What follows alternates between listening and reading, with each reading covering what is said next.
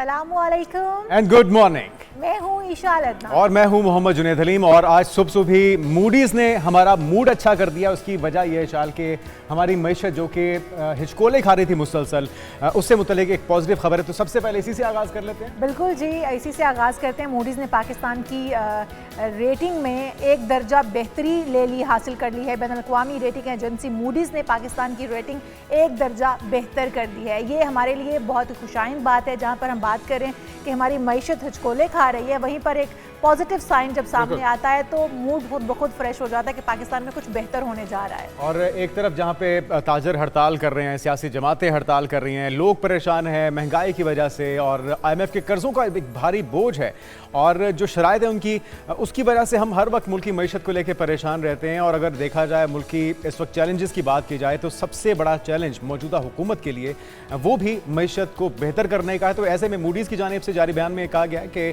पाकिस्तानी मईशत का मंजरनामा मस्बत है, और इसके बायस पाकिस्तान की रेटिंग को अब CAA2 से बढ़ा के CAA3 कर दिया गया है, और इसमें कुछ बेहतरी आई है। पाकिस्तान की बेहतर होने वाली माशी सूरत हाल पर पाकिस्तान की लिक्विडिटी सूरत हाल में मामूली बेहतरी भी रेटिंग बेहतर होने का सबब बताई जा रही है। और साथ में मूडीज़ ने यह भी बताया है कि पाकिस्तान के डिफ़ॉल्ट रिस्क में कमी भी रेटिंग बेहतर होने का सबब है। और दूसरी जानिब पाकिस्तानी हुकाम पर इस हवाले से उम्मीद का उन्होंने इज़हार किया है कि IMF से $7 अरब की अदायगी के लिए आलमी अदारे की पेशगी शराइत पूरी कर ली जाएंगी। और साथ साथ पाकिस्तान ने चीन, सऊदी अरब और मुत्तहदा अरब अमारात से कर्ज रोल ओवर करने की दरख्वास्त भी कर रखी है। लेकिन ये कहा जा रहा है कि इस बार हम दोस्तों से, या जो करीबी दोस्त ममालिक हैं, जो रुफ़का हैं, उन पे ज़्यादा इन्हिसार नहीं करेंगे। और ये क्लेम किया जा रहा है कि हम अपने जो इस्तिताअत है उसे बेहतर करेंगे, टैक्स कलेक्शन को बेहतर करेंगे, और इसके साथ साथ पाकिस्तान ने सऊदी अरब से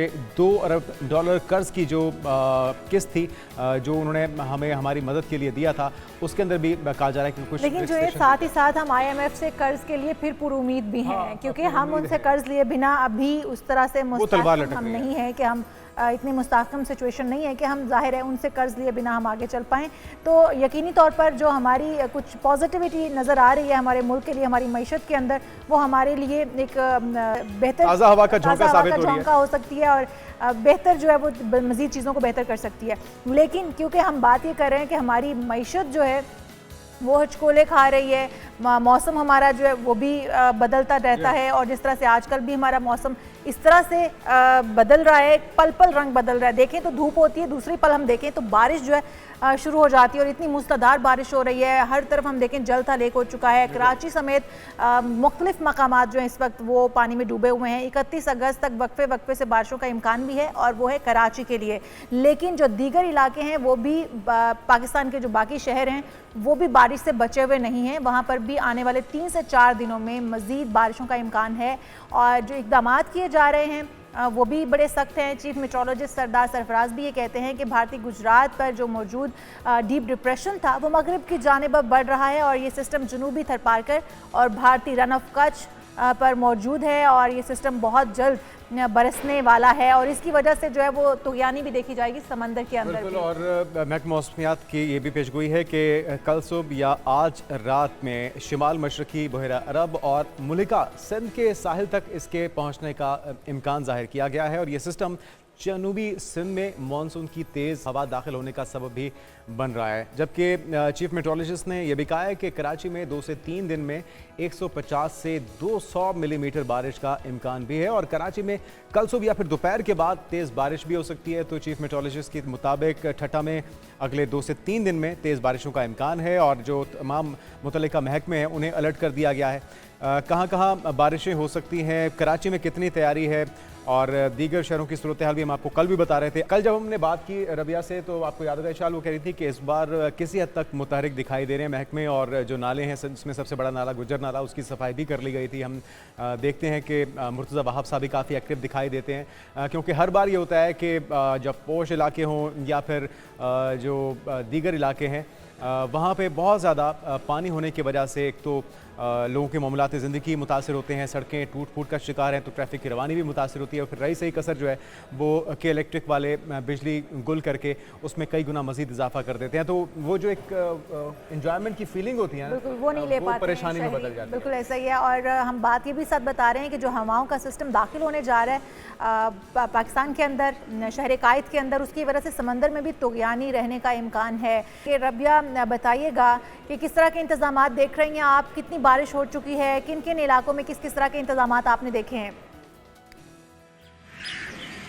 जी बिल्कुल, सबसे पहले तो अगर बारिश की बात करें तो रात गए तक शहर के मुख्तलिफ इलाकों में जो है वो वक्फे से हल्की बारिश और बूंदाबांदी का सिलसिला जारी रहा। सुबह के औकात में भी शहर में मौसम खुशगवार है। और अगर इंतजामिया की बात करें तो डिजास्टर मैनेजमेंट अथॉरिटी जो सिंध है उनकी जानिब से जो है वो मुख्तलिफ इलाकों में हम देख रहे हैं कि पानी निकालने के लिए सड़कों पर मशीनरी जो है वो मौजूद है मुसलसल, और जैसे ही पानी जमा हो रहा है उसे निकालने की कोशिश भी की जा रही है। लेकिन जहाँ सड़कों की सूरत हाल जो है वो खासी ख़राब है और गड्ढे पड़े हुए हैं, वहाँ पर जो है वो पानी अब भी जमा है। और जिन इलाकों में, कई इलाके ऐसे भी हैं जहां जो है वो अगर बात करें गुलशन इकबाल 13D की, तो वहां पे पानी तो निकाल लिया गया लेकिन कीचड़ के बायस जो है वो शहरियों को मुश्किलात का सामना है। साथ ही जो है वो इंतजामात मुकम्मल हैं और महकमा मौसमियात का कहना है कि जो सिस्टम है वो भारतीय गुजरात से जो है वो अब बहरे अरब पर मौजूद है और इस वक्त जो है वो सिस्टम तकरीबन कराची से 230 किलोमीटर दूर बताया जा रहा है। महकमा मौसमियात का कहना है कि जब तक कराची से सिस्टम जो है वो 50 किलोमीटर के फासले पर आएगा उसके बाद जो है वो कराची में मूसलाधार बारिश का इम्कान है। साथ साथ क्योंकि डीप डिप्रेशन है उसके बायस जो है वो तेज हवाएं चल सकती हैं जिससे जो खस्ता हाल इमारतें हैं वो भी गिरने का खतरा है। लेकिन हम देख रहे हैं कि शहर के मुख्तलिफ इलाकों में लगे हुए साइन बोर्ड्स अभी भी मौजूद हैं साइन बोर्ड मौजूद हैं और वो खतरा एक बरकरार है। 24 घंटे जिस वक्त भी इसमें शिद्दत आए, हवाएं मजीद तेज होंगी तो लोग उसकी जद में आ सकते हैं। रबी, आपसे मजीद भी जानेंगे, हमारे साथ मौजूद हैं इस वक्त डॉक्टर परवेज़ आमिर, माहिर मौसमियात। डॉक्टर साहब, आपको वेलकम कहेंगे पाकिस्तान मॉर्निंग में। एक तो डीप डिप्रेशन का एक सिस्टम दाखिल होने वाला है पाकिस्तान में, किन किन इलाकों को हिट कर सकता है? ओवरऑल पाकिस्तान की बात की जाए, बारिशों का ये सिस्टम कहाँ पे ज़्यादा बरसेगा? सिंध के अंदर है जी, मेरे ख्याल सिंध में और कुछ एरिया बलूचिस्तान में ज़्यादा होगा। उसके बाद पंजाब भी इससे बचेगा नहीं। ये जो सा ना इंडिया की तरफ से जो सा सिस्टम्स हैं ये आपस में कोलाइड करें और ये पंजाब के अंदर भी उतनी बारिश होगी, KPK में भी बारिश होगी। तो आपने मुल्तान की सूरत हाल तो देख ही ली है, उसको कहते हैं मतलब ये तो सिंध नहीं है, तो पंजाब था ना, तो जो सा टोटली उसका रिकॉर्ड 150 मिलीमीटर की बारिश वहाँ पर जो सी हुई है। और अभी बतदरीज बारिश हो रही है। इस्लामाबाद में भी, मैं कल लाहौर में था, तो बारिशें तो जो सी ये 5 दिन का सिस्टम है, 31 तक चलेगा। ठीक है, तो ये सूरत हाल है। अच्छा डॉक्टर साहब, इससे पहले भी क्या जाता है सितंबर तक स्पेल मॉनसून का? क्योंकि इस बार मॉनसून में बहुत ज़्यादा बारिशें हो चुकी हैं, हम बार बार कह रहे हैं कि रिकॉर्ड बारिशें हुई हैं इस बार, तो क्या इससे पहले भी कभी इस तरह का रिकॉर्ड रहा या फिर ये क्लाइमेट चेंज के असरात हैं? ये क्लाइमेट चेंज की वजह से भी, आपको याद होगा इससे पिछले साल जो सा सिंध में क्या कुछ हुआ, बलूचिस्तान में क्या हुआ, जो सा उससे 2022 के अंदर जो सुपर फ्लड्स हमारे आए थे उसको कहते हैं, वो यही है बेसिकली क्लाइमेट चेंज की वजह से है जी। होता यह है कि गर्मी बड़ी शिद्दत से हो रही है। आप देखेंगे इस साल इतनी गर्मी है जिसका कोई हिसाब नहीं। तकरीबन दुनिया के तमाम हमारे के जो से सबका रिकॉर्ड जो से टूट गए। हमारे तो खैर टूटते रहते हैं, लेकिन इवन वर्ल्ड वाइड भी जो है ये रिकॉर्ड्स टूट रहे हैं। तो ये जो शदीद गर्मी है उसके साथ उसका होता ही है कि उसके साथ जो है ना एंड प्रोडक्ट इसकी जो है ना अनइवन हीटिंग है अर्थ की, उसके साथ होता ही है कि जो सी बारिश जो सी ना वो शदीद होगी। अब ये हो रहा है कि 5 साल की एवरेज है ना जी, वो तकरीबन जिधर भी आ रही है 5 दिन के लिए 70% ज्यादा बारिश है। डॉक्टर साहब, अर्बन फ्लडिंग का खदशा इस बार भी मौजूद है, हम देख रहे हैं, तो हर साल ये होता है, हर साल हमें खदशात भी होते हैं। किन किन इलाकों में इसके असरात आ सकते हैं? देखें जी, आप सिंध के अंदर है जो सा मेन जो सा ना एरिया सिंध का है, बाकी जो से आपके फ्लैश फ्लडिंग का एरिया है ना, ये राजनपुर है, ऊपर DI खान है, जो से फ्लैश फ्लड बलूचिस्तान में आते हैं, वो एरिया अभी भी उतने प्रोन है जो सा। बाकी दरिया और मामूल के मुताबिक चल रहे हैं। मैं अभी डेटा देख रहा था, तो खुदा करे कि ये जो है ये 5 दिन गुजर जाए, लेकिन ये आगे 10 दिन एक्सटेंड कर सकता है। ये कोई जरूरी नहीं कि इसकी कोई कट ऑफ डेट कोई नहीं होती। तो डॉक्टर जिस तरह से आप कह रहे हैं कि 5 दिन जो है वो अच्छे गुजर जाएं, ये हवाएं जो सिस्टम दाखिल हो रहा है पाकिस्तान के अंदर, वो कितना खतरनाक साबित हो सकता है आने वाले दिनों में? देखें जी 150-200 मिलीमीटर बारिश हो कराची में जो है और दूसरे इलाके में मुल्का इलाके जो है इसको कहते हैं सिंध के हैं बलूचिस्तान के हैं तो खतरनाक तो साबित हो सकता है। ये रिकॉर्ड तोड़ शायद ना हो लेकिन देखिए मुल्तान को एक एग्जांपल रखें कि मुल्तान में किसी को ये उम्मीद नहीं थी कि इतनी बारिश हो जाएगी। वहां पर जो बारिश 150 मिलीमीटर हुई है टोटल तबाही उसने मचा दी हुई है। तो ये स्पोरेडिक भी है कई ऐसी जगह पर जहाँ पर आपको टोटली उम्मीद नहीं है ना वहां पर एक्सट्रीम किस्म की बारिश होगी। और मैंने जैसे आपको पहले कहा कि 50 जो है ना 50 से 70% बारिश जो सी ना 5 दिन के अंदर वो कई इलाकों में जहाँ भी हो रहे हैं ना 5 डेज की जब एवरेज लेते हैं ना तो 50 से 70% जो सी ना वो बारिश ज्यादा हो रही है कई इलाकों में। तो ये इसमें खास तौर पर जो सिंध है और बलूचिस्तान है इसको जो सा हमें नजर में रखना चाहिए। पंजाब के भी कुछ एरियाज हैं। डॉक्टर साहब वैसे तो एक रहमत ही है अल्लाह ताला की इतने वाफिर मिकदार में हमारे पास पानी होता है हर साल, लेकिन हमें ख़दशा रहता है कि पड़ोसी मुल्क कहीं पानी ना छोड़ दे और फिर वो हमारी फसलें भी डूब जाती हैं, लोगों के मवेशी जमा पूंजी ज़िंदगी भर की वो भी चली जाती है। तो आखिर हुकूमत को कब ख्याल आएगा कि वो डैम्स बनाने की तरफ अपनी तवज्जो दे और इस पानी को यूटिलाइज़ किया जा सके? जो एनर्जी क्राइसिस है उसका भी अजाला इसी से ही मुमकिन है। हुकूमत कुछ ना कुछ कर रही है, स्लो पेस के ऊपर चल रही है, क्लाइमेट चेंज इसकी प्रायोरिटीज में नहीं है।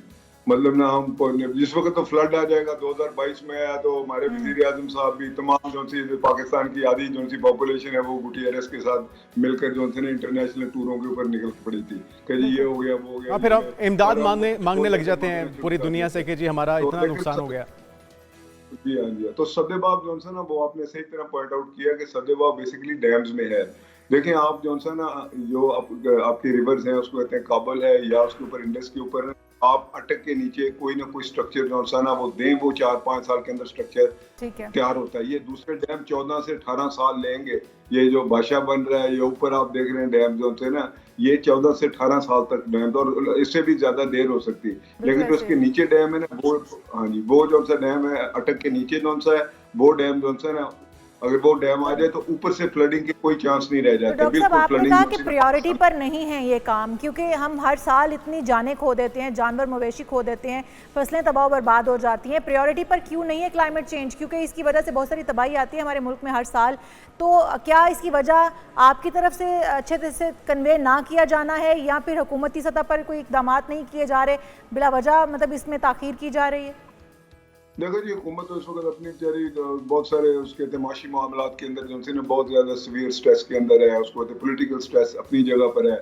लेकिन फोर फ्रंट में इस वक्त दुनिया में जो सा मेन इशू जो सा ना इकोनॉमिक्स के अलावा जो सा ना वो क्लाइमेट चेंज का ही है। तो पाकिस्तान को चाहिए कि इसके लिए जो बेस्ट लीडरशिप है उसको आगे लेकर आए और इसको मोस्ट सीरियसली ले। वो कोई बात नहीं कि आपकी 5% GDP ग्रोथ रेट नहीं होती है और जिस वक्त आपके फ्लडिंग आ जाती है तो आपकी 5% उड़ जाती है। तो मैं दूसरी तरफ भी आना चाहता हूँ जैसे इंडिया ने अभी किया है उसको कहते हैं बांग्लादेश के साथ ना अनाउंस जो सा वहाँ फ्लडिंग जो है ना तकरीबन 3 लाख लोग जो है ना वो उसको कहते हैं शदीद उसके अफेक्टेड हैं उससे। हमारे यहाँ पिछले साल यही हुआ कि सतलुज के ऊपर जो सी फ्लडिंग आ गई है। इंडिया के जो है डेटा को देखो इंडिया भी अब बताए लेकिन हमें खुद उसको मॉनिटर करना चाहिए कि उसके दरियाओं की सूरत हाल क्या है और इस पानी को देखें आप सिंध में यूटिलाइज कर सकते हैं। कोई वजह नहीं है कि आपकी ज़रायत चोलिस्तान में सिंध में इस पानी जो वाफर पानी इसको यूज करें। ये कहते हैं कि पानी आया बारिश आई और ये समुद्र में चला गया, ये तो कोई बहादुरी की बात। ठीक है डॉक्टर परवेज साहब बहुत शुक्रिया आपका आपने मौसम का अहवाल हमारे नाज़रीन तक पहुंचाया है। रबिया इंतजामिया कितनी मुतहरिक है इस स्पेल को लेकर, तैयारियां कैसी दिखाई दे रही हैं कराची में? आज बिल्कुल कराची के हवाले से अगर तैयारियों की बात की जाए तो हम देख रहे हैं कि सड़कों पर जो है वो पानी निकालने के लिए पंप जो है वो लगा दिए गए हैं। इसके अलावा लेकिन सड़कों का जो मेन इशू है वो जो है वो उसकी मुरम्मत होना है और जाहिर सी बात है वो मानसून के दौरान जो है वो उसकी मुरम्मत नहीं हो सकती। जिन सड़कों पर गड्ढे पड़े हुए हैं वो जो है वो शहरियों के लिए खासे अजियत का बाइस बन रहे हैं क्योंकि उसमें पानी जमा हो गया है और बारिशें भी हम देख रहे हैं कि इतनी ज़्यादा अब तक नहीं हुई हैं। कराची में अगर गुज़िश्ता 24 घंटों के दौरान मजमूई तौर पर बारिश की बात की जाए तो 11.6 मिलीमीटर जो है वो बारिश हुई है महकमा मौसमियात के मुताबिक। तो ये बारिश जो है वो इतनी ज़्यादा नहीं है। अलबत्ता जो आने वाला सिस्टम है उसके हवाले से महकमा मौसमियात का कहना है कि कराची में 150 से 200 मिलीमीटर बारिश हो सकती है। तो जब 150 से 200 मिलीमीटर तक बारिश अगर कराची में होगी तो उसके बाद जो है वो ज़्यादा बेहतर तरीके से नज़र आएगा कि इंतजामिया की जानिब से क्या तैयारियाँ की गई थी। क्योंकि अभी भी जब हमने गुज़िश्ता रोज़ देखा तो अगर इलाका वाइज बात की जाए तो गुलशन हदीद में सबसे ज़्यादा बारिश हुई जो कि सिर्फ 62 मिलीमीटर थी।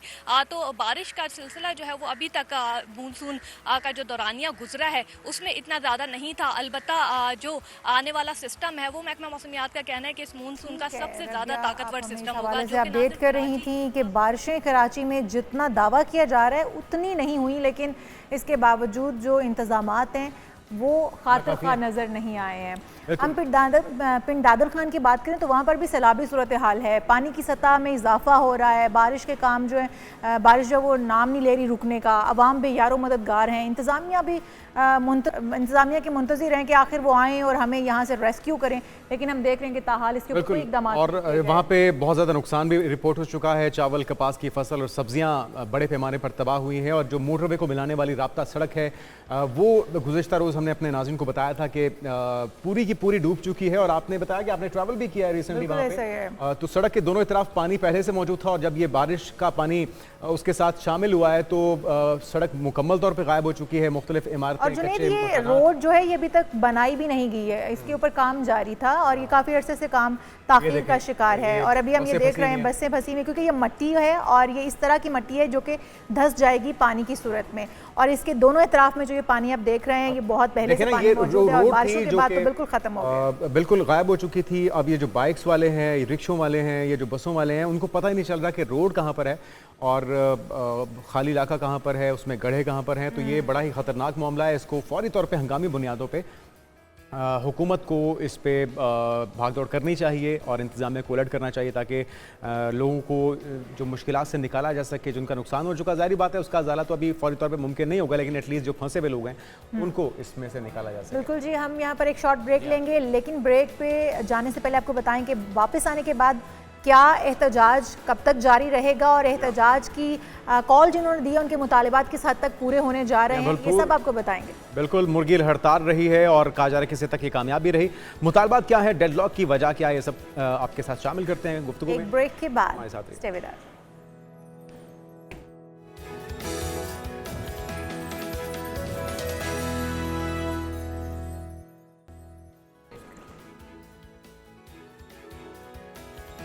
आज ब्रेक के बाद आपको कहेंगे खुशामदीद। बात हो जाए कुछ मुल्की हड़ताल की। ताजिर तंजीमें बिजली के भारी बिलों और टैक्सों के खिलाफ सरापा एहतजाज हैं, आपके इल्म में है, और ताजिरों ने कराची से खैबर तक कारोबारी मराकज़ बंद कर दिए हैं। ताजिर क़यादत का बुनियादी तौर पर मकसद यह है कि हुक्मरान तबका ताजिर तबके और आवाम से जीने का हक छीनना चाहता है। लेकिन सवाल यहाँ पर यह है जान कि अगर मुलाजमत पेशा लोग टैक्स देते हैं, आप टैक्स देते हैं, मैं टैक्स देता हूँ, तो फिर ताजिर बरादरी टैक्स क्यों नहीं दे सकती? तो मसाइल हल ना हुए तो हड़ताल का दौरानिया बढ़ाया जा सकता है, ये कहा गया है ताजिर तंजीमों की जानिब से। बिजली के बिलों और टैक्सों के खिलाफ ये मुल्क गिर हड़ताल है। कराची से खैबर तक कारोबारी मराकज़ तमाम बंद हैं। लाहौर, कराची, पेशावर, कोयटा समेत दीगर शहरों में भी मार्केट्स हमने देखा कि बंद रही हैं। हड़ताल के पेश नज़र मुख्तलिफ शहरों में तो स्कूल्स भी बंद रखे गए हैं, बच्चों की स्टडीज़ भी मुतासिर हो रही हैं। और रही सही कसर जो है जमात इस्लामी और JUI ने पूरी कर दी। उन्होंने भी कहा कि हम हड़ताल की हिमायत करते हैं और हम इनके साथ, क्योंकि अपोजिशन जमातों को तो सियासत करने का मौका मिल जाता है ना ऐसे मौके पे। लेकिन देखना ये भी चाहिए इन जमातों को कि मुल्की मफाद किस में है। अगर मईशत इस वक्त सबसे बड़ा चैलेंज है और मुल्क का पहिया चलाने के लिए, IMF की शराइत को पूरा करने के लिए और IMF से जान छुड़ाने के लिए सबको टैक्स नेट में लाना ज़रूरी है, तो फिर सियासी जमातों को तो इसकी हिमायत करनी चाहिए, ना कि एहतजाज का हिस्सा बनना चाहिए। तो इस्लामाबाद की इंतज़ामिया ने एहतजाज के पेश नज़र रेड जोन की तरफ जाने वाले रास्तों को भी बंद किए रखा ताकि कोई नाखुशगवार वाक़या पेश हाल से बचा जा सके। और क़यादत का कहना है कि टैक्सेस और बिजली के बिलों में इजाफे को मुस्तरद करते हैं। आज सिंध के तमाम छोटे बड़े शहरों में भी कारोबार मुकम्मल तौर पर बंद हैं। हुक्मरान तबका ताजिर तबके और आवाम से जीने का हक छीनना चाहता है। ये कहते हैं ताजिर दोस्त, वो कहते हैं जो ताजिर दोस्त स्कीम आई है वो भी हमें मौजूदा सूरत हाल ताजिर दोस्त तो क्या वाकई में ये ताजिर कहते हैं कि ये जिस सूरत में मौजूद है हमें इस सूरत में बिल्कुल काबिल कबूल नहीं है। ये मेरे ख्याल में को टीज करने के लिए नाम ऐसा रखा है बिल्कुल। तो जो नुकसान अभी तक हुआ है मुल्क में ताजिरों की शटरडाउन हड़ताल से मुल्क की डगमगाती मईशत को अरबों रुपए का नुकसान पहुंचा है और एक अंदाजे के मुताबिक नाज़रीन एक दिन की हड़ताल से कौमी खजाने को 50 से 60 अरब रुपए तक का नुकसान उठाना पड़ा है। तो इसके साथ साथ जो रहनुमा अतीक मीर, उनका ये कहना है कि कराची में एक दिन कारोबार बंद होने से 5 से 8 अरब रुपए का नुकसान होता है। और इसी तरह बिजली के बिलों और टैक्सेस में इजाफे के खिलाफ ताजिरों की जानिब से मुल्की हड़ताल भी की गई और मुल्क की पहले से डगमगाती मईशत को अरबों रुपए का नुकसान हो गया। तो ये एक बड़ा लॉस है। लेकिन अब ये भी तो देखना है ना कि ताजिर जो कि हड़ताल करके बैठे हैं, उनके अपने घरों के चूल्हे भी तो बंद हो सकते हैं, उनके अपने जो फैमिलीज हैं वो भी उनका रोजगार भी इसी से वाबस्ता है। तो ये सारी सूरत हाल कहाँ पे इसका ड्रॉप एंड होगा, कहाँ पे कोई वे आउट निकल पाएगा? FPCCI के वाइस प्रेसिडेंट हैं ज़की एजाज साहब, आपको वेलकम कहेंगे ज़की साहब पाकिस्तान मॉर्निंग में। सबसे पहले तो ये नाम आपको कैसा लगा, ताजिर दोस्त जो पॉलिसी है, और अगर हर कोई टैक्स दे रहा है, हुकूमत का मौक़िफ़ ही है, हम किसी तौर पे किसी की तरफदारी नहीं करेंगे, लेकिन हुकूमत का ये कहना है कि जब सारे शोबे, जब हर पाकिस्तानी टैक्स दे रहा है तो फिर ताजिरों को टैक्स देने में क्या एतराज़ है? जी बहुत शुक्रिया। ताजिर दोस्त जो स्कीम है ये बहुत अच्छा दाम है, जिससे एक अच्छा आपको तासुर मिलता है, लेकिन एक्चुअली ऐसा हो नहीं रहा। अच्छा। देखिए जब भी आपने कोई भी इम्प्लीमेंटेशन करनी होती है तो उसके लिए आपको ऑन बोर्ड लेना पड़ता है स्टेक होल्डर्स को। ठीक है। तो अभी जब बजट अनाउंस हुआ तो हम फाइनेंस मिनिस्टर से मिले और उनको हमने कहा कि FPCCI ये रोल अदा करती है कि तमाम पाकिस्तान की जितनी चैम्बर्स हैं, जितनी मार्केट्स हैं, उनको हम इकट्ठा करते हैं और हम मिलकर आपके साथ हम 5 करोड़ जो है वो फाइलर जो है वो आपको बनवा कर देते हैं। ठीक है। लेकिन उन्होंने हमारी बात नहीं सुनी और अभी तक दोबारा उन्होंने हमसे रजू भी नहीं किया। सर मैं यहाँ आपको बताऊं कि पाकिस्तान की इस वक्त जो इकोनॉमी है वो सुस्त रवि का शिकार है और बदहाली का शिकार है। इस वक्त जहाँ एक तरफ जो है वो बिजली की प्राइसेस कम नहीं हो रही, IPPs का इश्यूज है, और साथ साथ आपने जो इकोनॉमी चल भी रही थी कुछ 30-40%, वो भी आपने अब ये ताजरों को आपने टैक्स इंप्लीमेंट करके वो भी आपने रोक दी है। अच्छा ज़की साहब, बुनियादी तौर पे वो कौन सी शिकें हैं जिस पे आपको एतराज़ है? मैं दावे के साथ ये तो कह सकता हूँ कि जितने भी ताजर हैं वो मुहिब वतन भी हैं और वो टैक्स देना भी चाहते होंगे, लेकिन क्या तरीक़ेकार पे एतराज़ है और वो क्या शिकें हैं जिस पे आपको लग रहा है कि डेडलॉक हुआ हुआ है? देखिए उनका जो इतराज़ है कि उन्होंने एरिया वाइज टैक्स लगा दिया है। देखिए एक दुकान है 10 बाई 10 फुट की, वो सुनार की भी हो सकती है और एक कबाड़िए की भी हो सकती है, तो वो उन्होंने एरिया वाइज लगा दिया है। ये हाउ इट्स पॉसिबल कि एक कबाड़िए की इनकम क्या होगी और एक सुनार की क्या इनकम होगी? तो ये कोई रैशनल नहीं है, ठीक है ना। तो पहली तो बात यह है कि हमने इवन इंडस्ट्रियलिस्ट के लिए भी कहा है FBR को और फाइनेंस मिनिस्टर को कि आपका ये 16 सफ़े का जो टैक्स रिटर्न फॉर्म है ये तो कोई पढ़ा लिखा बंदा भी फिल नहीं कर सकता विदाउट कोई कंसल्टेंट के बगैर। तो हमने उनको 1 पेजर भी बना कर दिया कि आप ये इंट्रोड्यूस करवाएं और हम आपको 5 करोड़ जो है ना वो फाइलर आपको 2 से 3 सालों में रजिस्टर करवा कर देते हैं। आप हमारे साथ बैठें, आप टैक्स बताएं कितना चाहिए आपको गवर्नमेंट को, हम वो आपको तमाम तंजीमों के साथ बैठकर, तमाम मार्केटों के साथ बैठकर, तमाम चैम्बर के साथ बैठकर। अभी आपके साथ मुज़ाकरात हुए होंगे, हुकूमती सतह पर कोई बातचीत हुई होगी, अभी डेडलॉक बरकरार है, उसकी वजह क्या है? क्या हुकूमती सतह पर मुज़ाकरात कामयाब नहीं हो पा रहे? क्या वो ये टैक्सेस हटाने के लिए तैयार नहीं है? देखिए इशाल, बात यह है कि इस वक्त गवर्नमेंट का जो एटीट्यूड है वो सीरियसनेस की तरफ नहीं है। चाहे वो IPPs का मामला हो, चाहे ये ताजिर दोस्त स्कीम का मामला हो, चाहे कोई और मामला हो।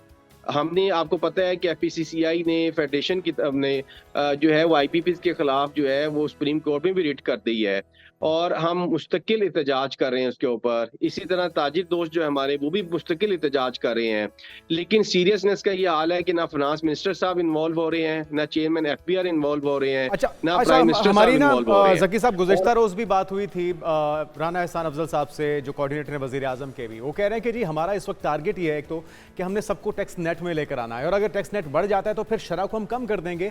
साथ में एक इल्ज़ाम भी है आपके ऊपर, आपकी जो ताजिर बरादरी है उसके ऊपर, कि हर बार हर गवर्नमेंट के साथ ब्लैकमेलिंग के जरिए टैक्स नेट में आने का जो मामला है उससे आप लोगों की जान छूट जाती है। तो इस तासुर को कैसे ज़ायल करेंगे? और टैक्स नेट में आना तो मेरे ख्याल में कोई बुरी बात नहीं है।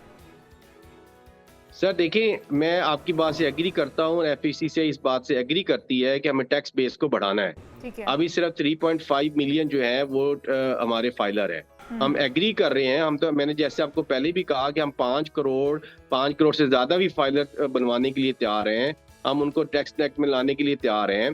सर पहली तो एक बात यह है कि गवर्नमेंट को ये समझ लेना चाहिए है कि जो ताजिर है वो चोर नहीं है। आपके जो सिस्टम है वो चोर है। एफबीआर बेसिकली उनके जो लोग हैं वो चोर है। वो चाहते नहीं है कि लोग टैक्स में आए, क्योंकि लेकिन जकी साहब अगर आप लोग मुल्क का पहिया जाम कर देंगे, आपकी बात बजा होगी, उसके अंदर हर महकमे में हर शोबे में कोई ना कोई काली भेड़ें तो होती हैं, लेकिन इसका मतलब ये नहीं कि आप लोग मुल्क का पहिया रोक दें। अब एक दिन के अंदर अगर 8 से 10 अरब रुपए का मुल्की खजाने को नुकसान पहुंचा और अल्टीमेटली जो हड़ताल है उसका नुकसान तो आपको भी होगा, आपका कारोबार मुतासर होगा, आपके अहल-ओ-याल उससे मुतासर होंगे, तो क्या कोई ऐसा चीज़ जो कि एक टेबल पर बैठ के इसका हल निकाला जा सके वो बेहतर नहीं होगा बजाय इसके कि आप सड़कों पे आ जाएं और कारोबार बंद हो जाए? जी जुनेद, आपकी राय बिल्कुल सही है। हम तो कोशिश यही कर रहे हैं, उनको मैसेज भी यही भिजवा रहे हैं कि आप टेबल पे बैठें। हम FPCCI का मेन रोल यही होता है कि ताजिर जो लोग होते हैं उनको टेबल पे बैठाते हैं, इधर से जो गवर्नमेंट के स्टेक होल्डर है उनको हम टेबल पे बैठाते हैं और बैठ कर इस मसले को हल करवाते हैं।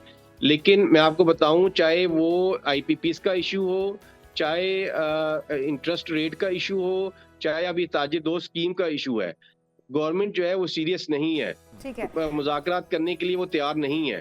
ज़की साहब आपने अपने आगाज में कहा था कि हमारे साथ एक हफ्ते के लिए बैठ जाएं कमरे के अंदर और बैठकर 10 इयर्स 20 इयर्स की पॉलिसी बनाएं, इंडस्ट्रियल पॉलिसी बनाएं, टैक्स पॉलिसी बनाएं, एग्रीकल्चर पॉलिसी बनाएं, हेल्थ पॉलिसी बनाएं, एजुकेशन पॉलिसी बनाएं।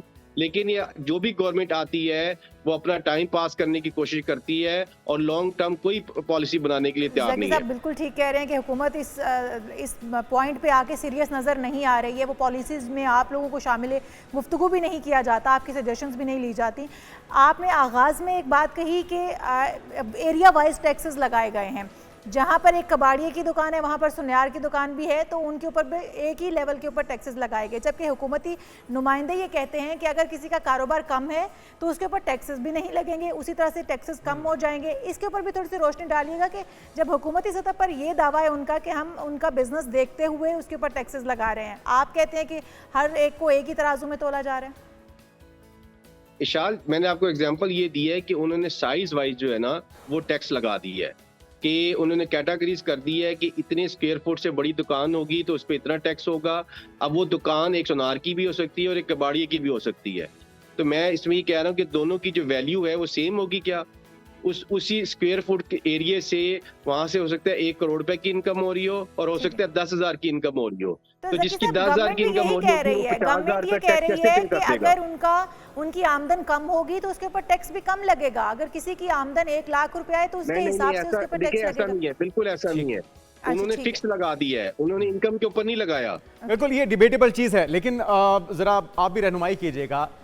जो हमारे फैक्ट्स एंड फिगर्स हैं वो हमने नाज़रीन तक पहुंचाए, आपके पास क्या डिटेल्स आई कि एक दिन की आपकी कल की हड़ताल से कितना नुकसान हुआ है ओवरऑल मुल्क की मईशत को? और अभी एक और भी चीज़ हमने ना आज के प्रोग्राम में ज़की साहब जो आगाज़ किया है वो मूडीज़ की रिपोर्ट से किया है, उसने एक दर्जा बेहतरी की है पाकिस्तान की रेटिंग के अंदर। तो ऐसी सूरत हाल में जब हमें मुल्क की मईशत को सहारा देना है और एक अहम सुतून है ताजिर बरादरी इस मुल्क की मईशत को बेहतर करने में, तो आपको नहीं लगता कि आपको भी हिस्सा डालना चाहिए? और ये हड़तालों से मसला हल नहीं होगा, मैं फिर वही बात करूँगा। ज़रा पहले बताइए कितना नुकसान हो सकता है अगर यही सिलसिला इसी तरह जारी रहा तो?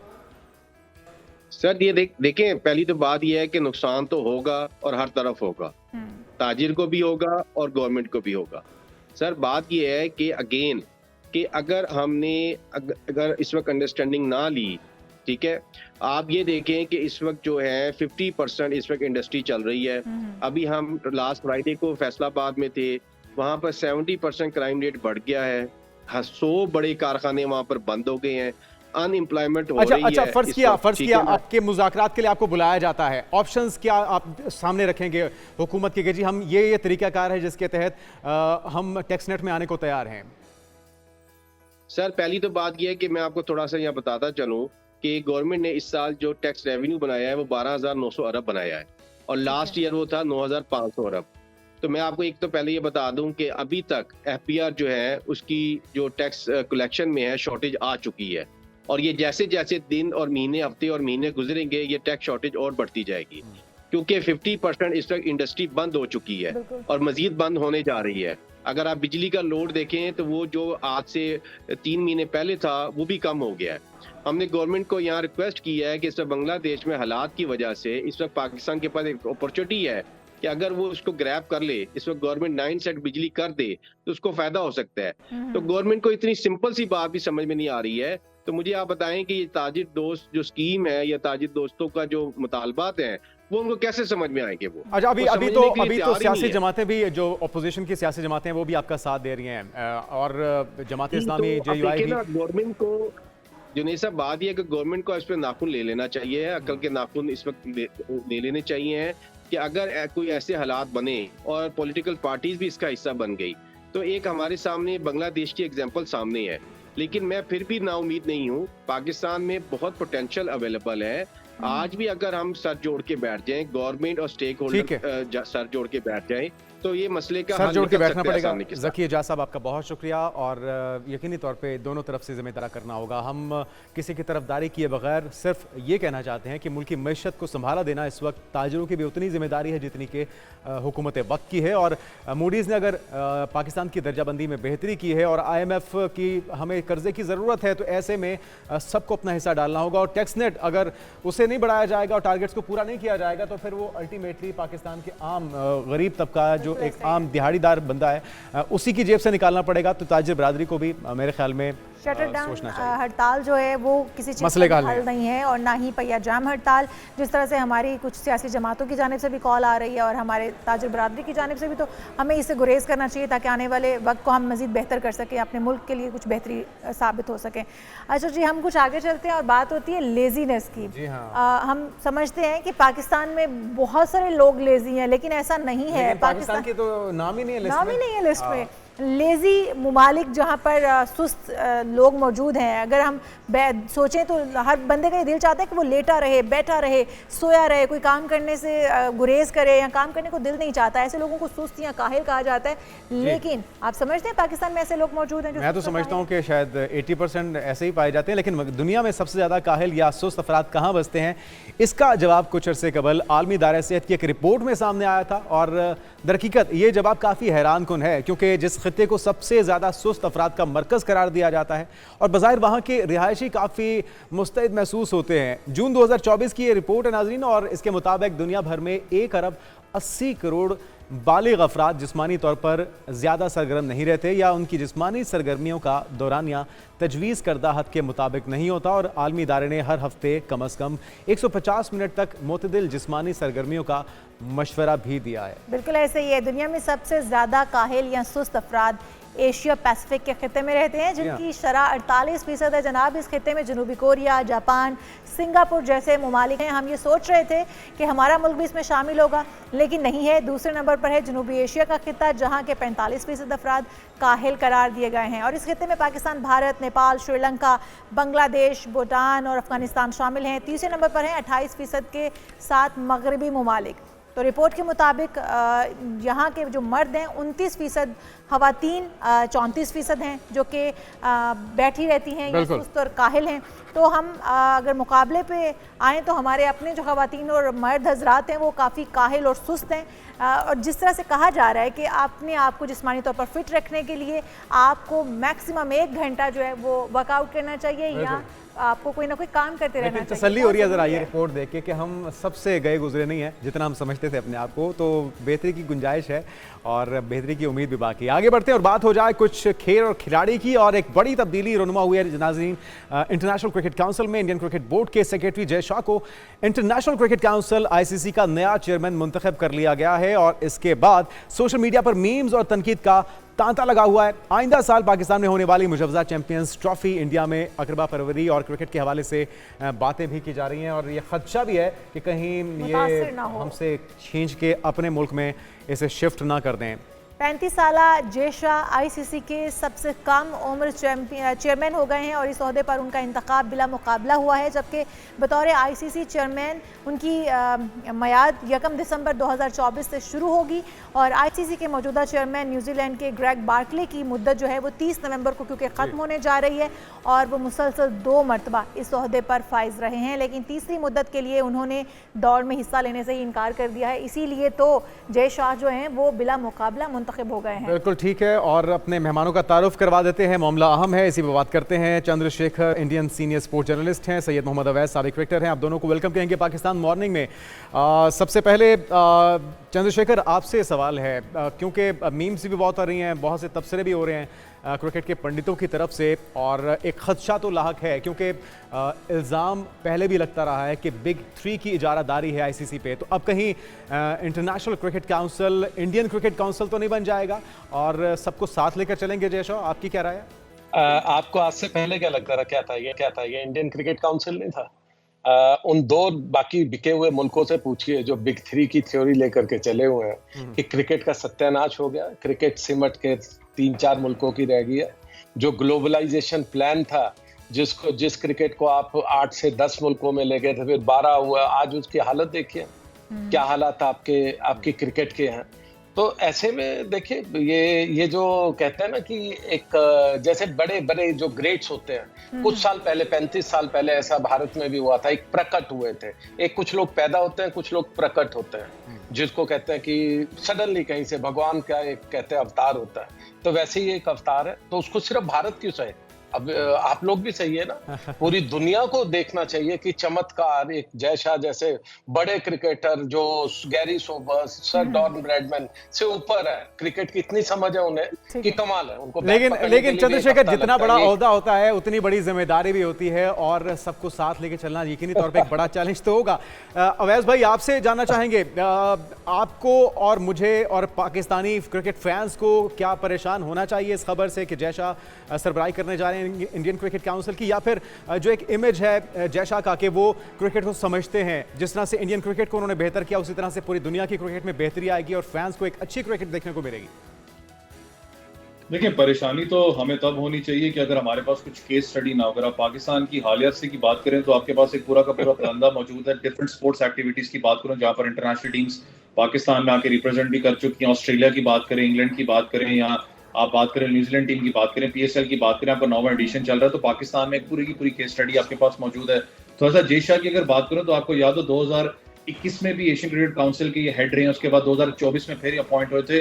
थोड़ा सा एक मामला आपको पता है बीच में जो खराब हुआ था वो ये था कि पाकिस्तान के अंदर जब आपको पता है एशिया कप जो पाकिस्तान को दिया गया था, फिर उसमें कुछ मामला खराब है। उन्होंने कहा कि ऑल्टरनेट वे भी एक निकाले, श्रीलंका के अंदर बाकी हम मैचेस करेंगे। वो बहुत ही बुरा जो है वो हुआ था, आपके सामने की बात है कि श्रीलंका के ज्यादातर मैचेस ही वॉश आउट हो गए थे।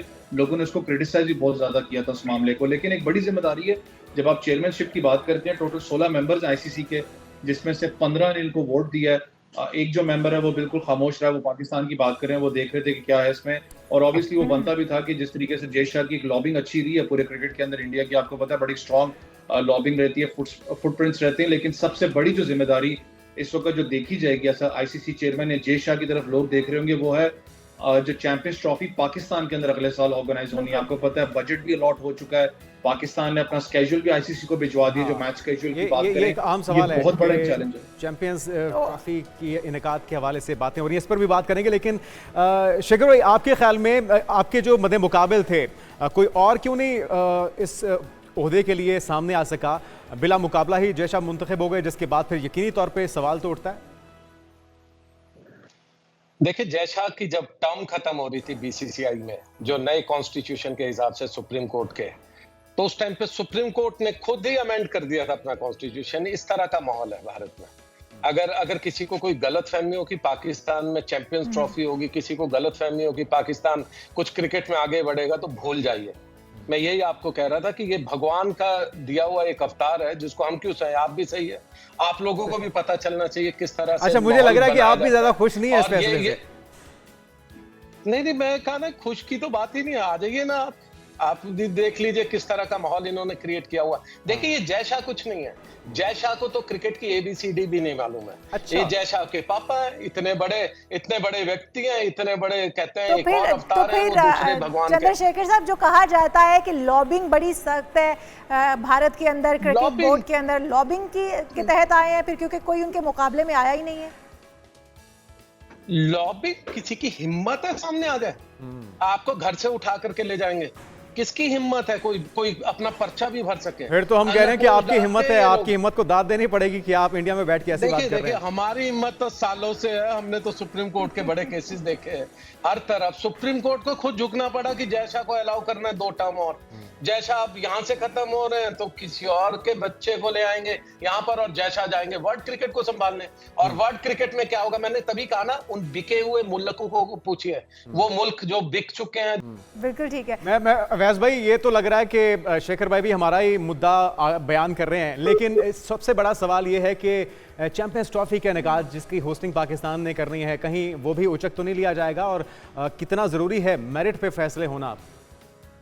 देखिए, मैंने शेखर भाई की बात से एक इत्तेफाक करूंगा जो वो बात कर रहे हैं ना। अगर मैंने कहा ना कि जय शाह 2024 में भी एसीसी के अपना चेयरमैन रहे हैं, तो आपको याद हो जिस वक्त एशिया का पाकिस्तान में खेला 2021 में भी हो रहे हैं, तो उसमें भी बहुत ज्यादा हदड़मी थी इनकी, जो मामला खराब हुए थे। आपको याद है कि ऑल्टरनेट वे निकालें, श्रीलंका में जाके मैचेस करवाएं, तो वहां पर वो बारिश वाला मामला हो गया था।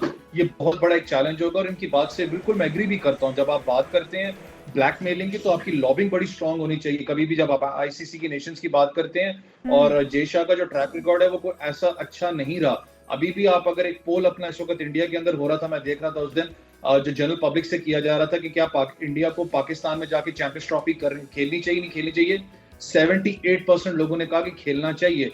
और ज्यादातर लोगों ने जो मुखालिफ थे उन्होंने एक ही बात की, उन्होंने कहा जय शाह के ऊपर अपना डिपेंडेंट है कि वो अलाउ करते हैं पाकिस्तान टीम को, या नहीं कहते जो पीछे से उनकी। जी। तो मोहम्मद अवैस, अगर हम ये बात करें कि ये टाइमिंग कितनी इंपॉर्टेंट है, क्योंकि हम अगर देखें चैंपियन ट्रॉफी पाकिस्तान में होने जा रही थी और इस वक्त में आईसीसी का इस तरह से चेंज होना चेयरमैन का, क्या समझते हैं कि हम किसी हद तक हमारी जो ट्रॉफी चैंपियन ट्रॉफी पाकिस्तान में होने जा रही थी वो खतरे का शिकार हो सकती है? देखिए, होगी नहीं इतनी जल्दी। मुझे पता है ये मामला, तो आपको पता है पहले से बिल्डअप हो रहे थे कि जय शाह जब आएंगे तो वो एक बड़ा चैलेंजिंग फेस पाकिस्तान के लिए होगा। लेकिन मैंने कहा ना कि आप देखें, जिस वक्त एक बड़ा टूर्नामेंट देते हैं किसी भी मुल्क को, वो खाली क्रिकेट की बात नहीं होती, वो एक केस स्टडी मांगते हैं कि कितने स्पोर्ट्स इंटरनेशनली मुल्क होल्ड कर चुका है। पाकिस्तान ने 2-3 साल के अंदर बहुत तगड़े, आपको पता है, स्पोर्टिंग इवेंट्स अपना होल्ड किए, चाहे वॉलीबॉल की बात करें, हॉकी की बात करें, आप क्रिकेट की कर लें, फुटबॉल की कर लें, तो बड़ा एक स्ट्रॉन्ग अपना स्टांस पाकिस्तान के पास मौजूद है। फिर सबसे बड़ा जो जय शाह, यहाँ तक के जो उनको एक इशू होता था, आपको भी पता है, वो होता था कि जी अभी तक कोई बड़ी टीम पाकिस्तान में नहीं आई खेलने के लिए। जो बिग 3 की हम बात करते हैं, जिसमें इंग्लैंड और ऑस्ट्रेलिया की बात करें, वो भी यहाँ पर आके खेल चुके हैं। अभी आपको पता है इंग्लैंड फिर पाकिस्तान में टेस्ट मैच आके खेल रहा है। फिर सबकी नजरें पाकिस्तान पे, ब्लाइंड क्रिकेट वर्ल्ड कप भी पाकिस्तान में आपको पता है 2 महीने के बाद ऑर्गेनाइज होना है, तो ये बड़ी चीज। अच्छा शेखर भाई, पाकिस्तान ने तो हक अदा कर दिया खेल से वफादारी का, खेल से मोहब्बत का, और इंडिया जाके खेला भी सही तमाम तर खतरात के बावजूद। क्या भारत भी पाकिस्तान खेलने आ रहा है चैंपियंस ट्रॉफी? देखिए, अगर आप मुझसे पूछ रहे हैं, मैं तो आप बिल्कुल जो कहते हैं ना काटा मार देता हूँ, बिल्कुल कोई चांस नहीं। अच्छा। और खासकर इन लोगों के होते हुए, जो लोग जय शाह जिस पार्टी को बिलोंग करते हैं, इन लोगों के होते हुए आप भूल जाइए आपके यहाँ पर हम क्रिकेट खेलने आएंगे।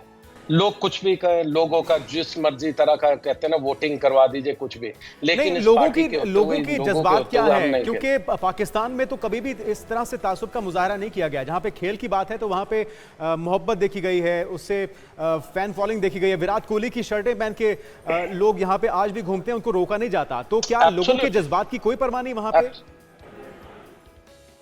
अगर आप किसी भी प्लेयर से पूछें, आप किसी भी जर्नलिस्ट से पूछें इंडिया के, कि सबसे ज्यादा खातिरदारी आपकी और सबसे ज्यादा मजा कहाँ आता है, सब लोग पाकिस्तान की बात करते हैं। और सेम मेरे जितने भी दोस्त हैं, मेरे जितने भी काउंटर पार्ट्स हैं पाकिस्तान में, वो जब इंडिया में आते हुए कहते हैं, अरे इंडिया तो अपना ऐसा लगता है लाहौर की तरह है, हमारे कराची की तरह है। लेकिन पॉइंट वो नहीं है। पॉइंट है कि आज के जो सियासतदान है, आज के जो पॉलिटिशियन है हमारे यहाँ के, उनकी जो नौकरी या उनका जो धंधा चल रहा है, वो हिंदू मुसलमान करवा करके, एक दूसरे से दुश्मनी करवा करके, एक फियर फैक्टर जगा करके ही उनका हो रहा है। इसीलिए मैं कह रहा हूं, जब तक ये लोग हैं, अगर आपको कोई भी गलतफहमी हो किसी भी व्यक्ति को या इंटरनेशनल क्रिकेट में, तो मैं आज आपको बता रहा हूं कि हम वहां नहीं आएंगे। तो मुझे नहीं लगता 1% भी कोई चांस। अच्छा, और अगर हम ये कहें कि फिर इसका मतलब है कि जो आप पहले आपने आगाज में बात की कि क्रिकेट सिर्फ 2 से 3 ममालिक की होकर रह गई थी, उन्हीं के घर की बांदी बन के रह गई थी, तो आने वाले दिनों में भी क्रिकेट दुनिया भर में फैलाने का कोई जी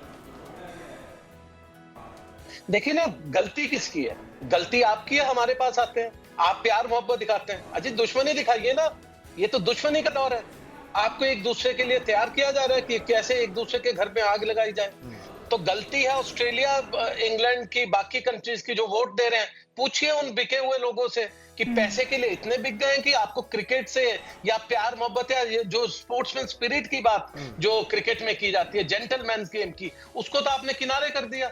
आप इंडिया के क्या इतने ज्यादा गुलाम हो गए कुछ पैसों को लेकर के, क्योंकि स्पॉन्सरशिप हमसे आ रही है। कड़वी हकीकत है। तो शेखर भाई, जो बात आप कर रहे हैं दिल पे लग रही है। अवैस भाई क्या कहेंगे, क्या इंग्लैंड जैसी टीमें, ऑस्ट्रेलिया जैसी टीमें भी अगर वो भी बिक गई हैं तो फिर हमारा शुमार कहां पे होगा? देखिए, आपको एक चीज का तो इल्म है, जब आईपीएल खेली जाती है तो जो भी प्लेयर अपना आईपीएल किसी भी टीम में होता है तो उसके क्रिकेट बोर्ड को भी कुछ ना कुछ अमाउंट ऑफ चंक जाता है। तो ऑब्वियसली फिर वो एक आपको पता है, एक बड़ा स्ट्रॉन्ग एक कनेक्शन बनता है। सबसे बड़ा जो मिसाल थी मुझे, जब मैं आईसीसी को हमेशा एक स्टेट करता हूँ, इंडियन क्रिकेट काउंसिल, इसलिए मैं कहता हूँ क्योंकि आपने कभी भी आवाज नहीं उस चीज के ऊपर उठाई आईसीसी ने। ठीक है, जो मामला स्टेट आपकी अपनी जगह है, लेकिन आपको याद हो, चले मैं अगर इंग्लैंड से स्टार्ट करता हूँ, आपको याद हो ताज अटैक्स हुए थे, इंग्लैंड की टीम वहां पर मौजूद थी।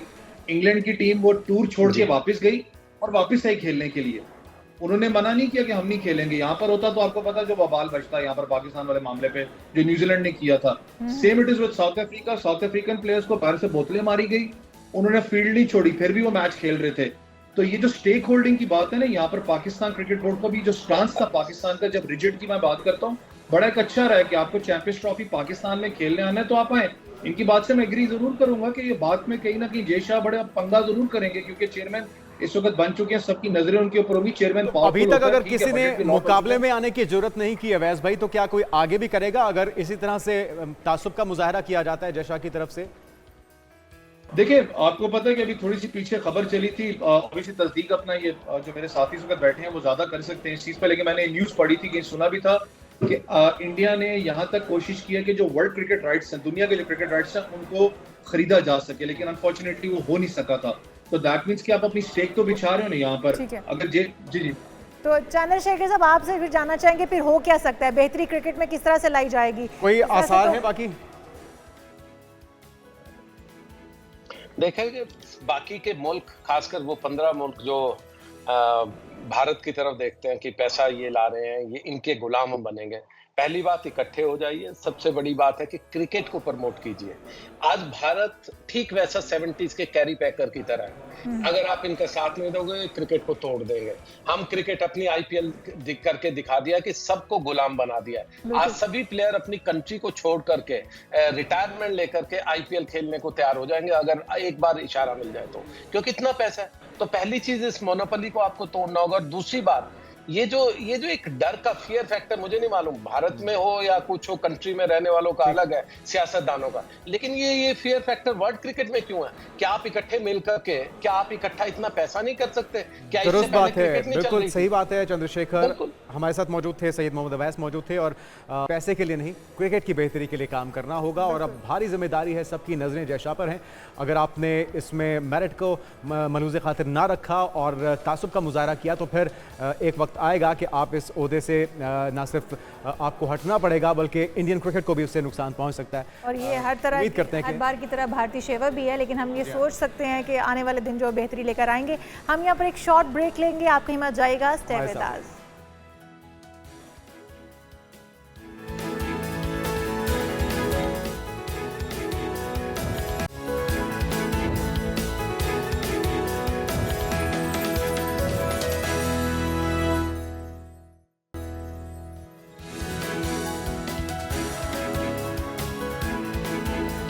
एक बार फिर से आपको खुशामदीद कहेंगे जी, सुबह खैर।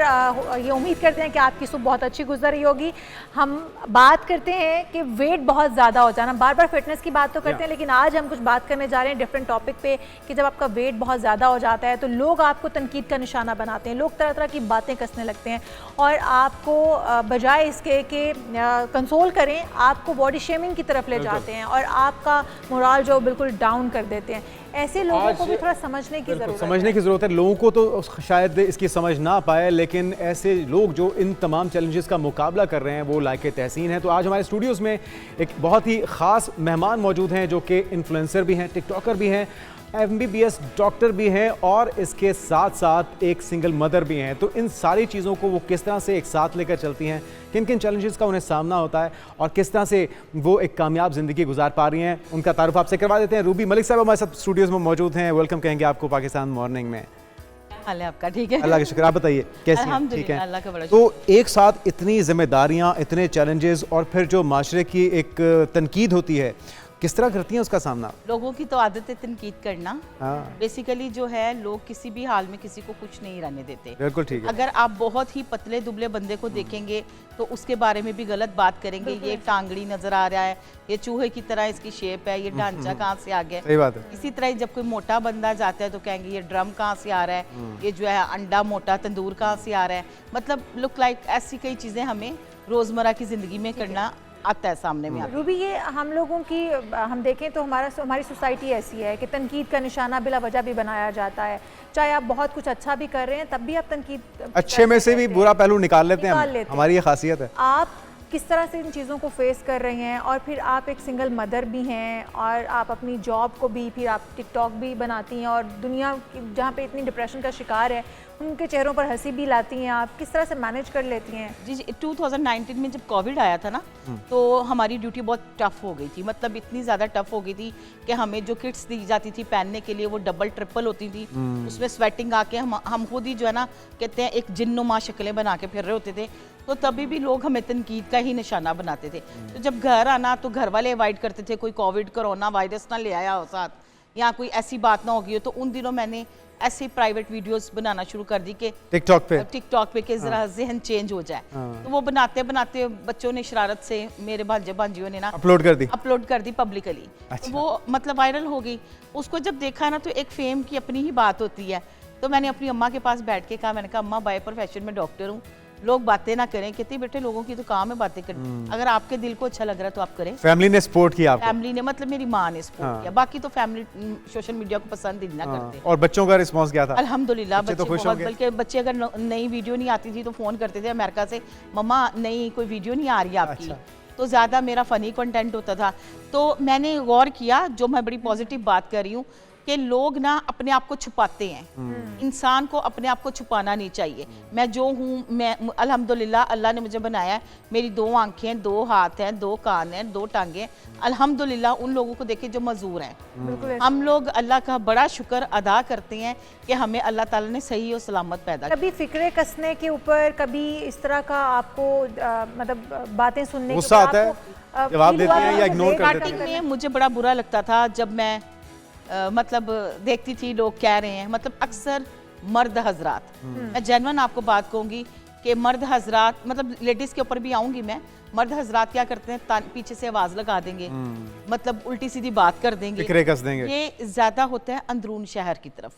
अगर आप दूसरी तरफ जाएं तो लोगों के पास टाइम ही नहीं होता। अंदरून में बाहर थड़ा छाप लोग बैठे होते हैं, ज़्यादा वो करते हैं। ठीक, लेकिन हमें सोशल मीडिया पर भी बहुत सारे तंज़ो मज़ाक का सामना करना पड़ता है। तो कभी ये सोचने के बाद कि इस तरह का तंज़ो मज़ाक मुझ पर हो रहा है तो मैं अपना वेट लूज़ करूं, बॉडी शेमिंग की तरफ कभी आप? ठीक है, मैं आपको एक बात बताऊं, वेट तो लूज़ करना चाहिए, मैं कर भी रही हूँ और मैंने किया अभी पिछले साल, लेकिन फिर अगेन वापस आ जाता है क्योंकि हमारी कुछ एक्टिविटीज़ ऐसी होती हैं, हम डाइट जो है ना प्रॉपर फॉलो नहीं कर सकते, जो मेरा अपना मानना है। सेकेंडली जो लोगों की बात है उस पर तनकीद का सामना तो ज़रूर हुआ, कमेंट्स बॉक्स में आता है, बहुत बुरे कमेंट्स लोग करते हैं। एक जगह पे मैं तंदूर पे पराठा लगाया, मतलब जस्ट वीडियो के लिए, तो एक बंदे ने फौरन नीचे कमेंट कर दिया तंदूर के ऊपर तंदूर खड़ा है।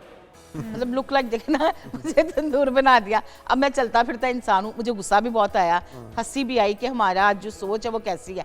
अब एक ने बुरा मैसेज किया ना तो नीचे लाइन बुरे ही मैसेजेस की आपको आ जाए। अच्छा रूबी, बहुत सारे लोग ये भी होता है कि डिप्रेशन का शिकार हो जाते हैं, इस तरह के जुमले सुनते हुए इमोशनल वो हो जाते हैं, या फिर वो इस फेज़ में चले जाते हैं कि वो अपने आप को ख़त्म करने चल पड़ते हैं। लेकिन आप एक एग्जांपल हैं ऐसी कि जिसने दूसरों के चेहरों पर हंसी लाई है और फिर भी अपनी हिम्मत कहीं पर छोड़ी नहीं है। ये किस तरह से कर लिया आपने? यार मैं पासपोर्ट ऑफिस में गई, उन्होंने कहा कि मेरी बेगम जो है ना वो आपसे डबल मोटी हैं, जो डायरेक्टर थे। अच्छा। लेकिन वो डिप्रेशन में रहती हैं, लेकिन जब वो आपकी वीडियो देखती हैं तो वो उसको ना बड़ी हंसी आती है और बड़ी मतलब फ्रेश हो जाती है, घर में तो वो एक्टिव होने की कोशिश करती है। तो मुझे बड़ा फील हुआ कि नहीं, अगर कुछ लोगों को सीखने के लिए भी मिल रहा है, इंस्पायरेशन है आप लोगों के लिए। जी, तो मैं क्या करती हूँ, खुद पे अपनी तनकीद का निशाना बना लेती हूँ। आपका वेट कितना है इस टाइम? जो है 110। 1 और 10 1 और 10, मतलब ऐसे लोग। और वैसे खाने पीने का शौक है, फूडी नहीं, है? मैं फूडी बिल्कुल भी नहीं हूँ। अच्छा।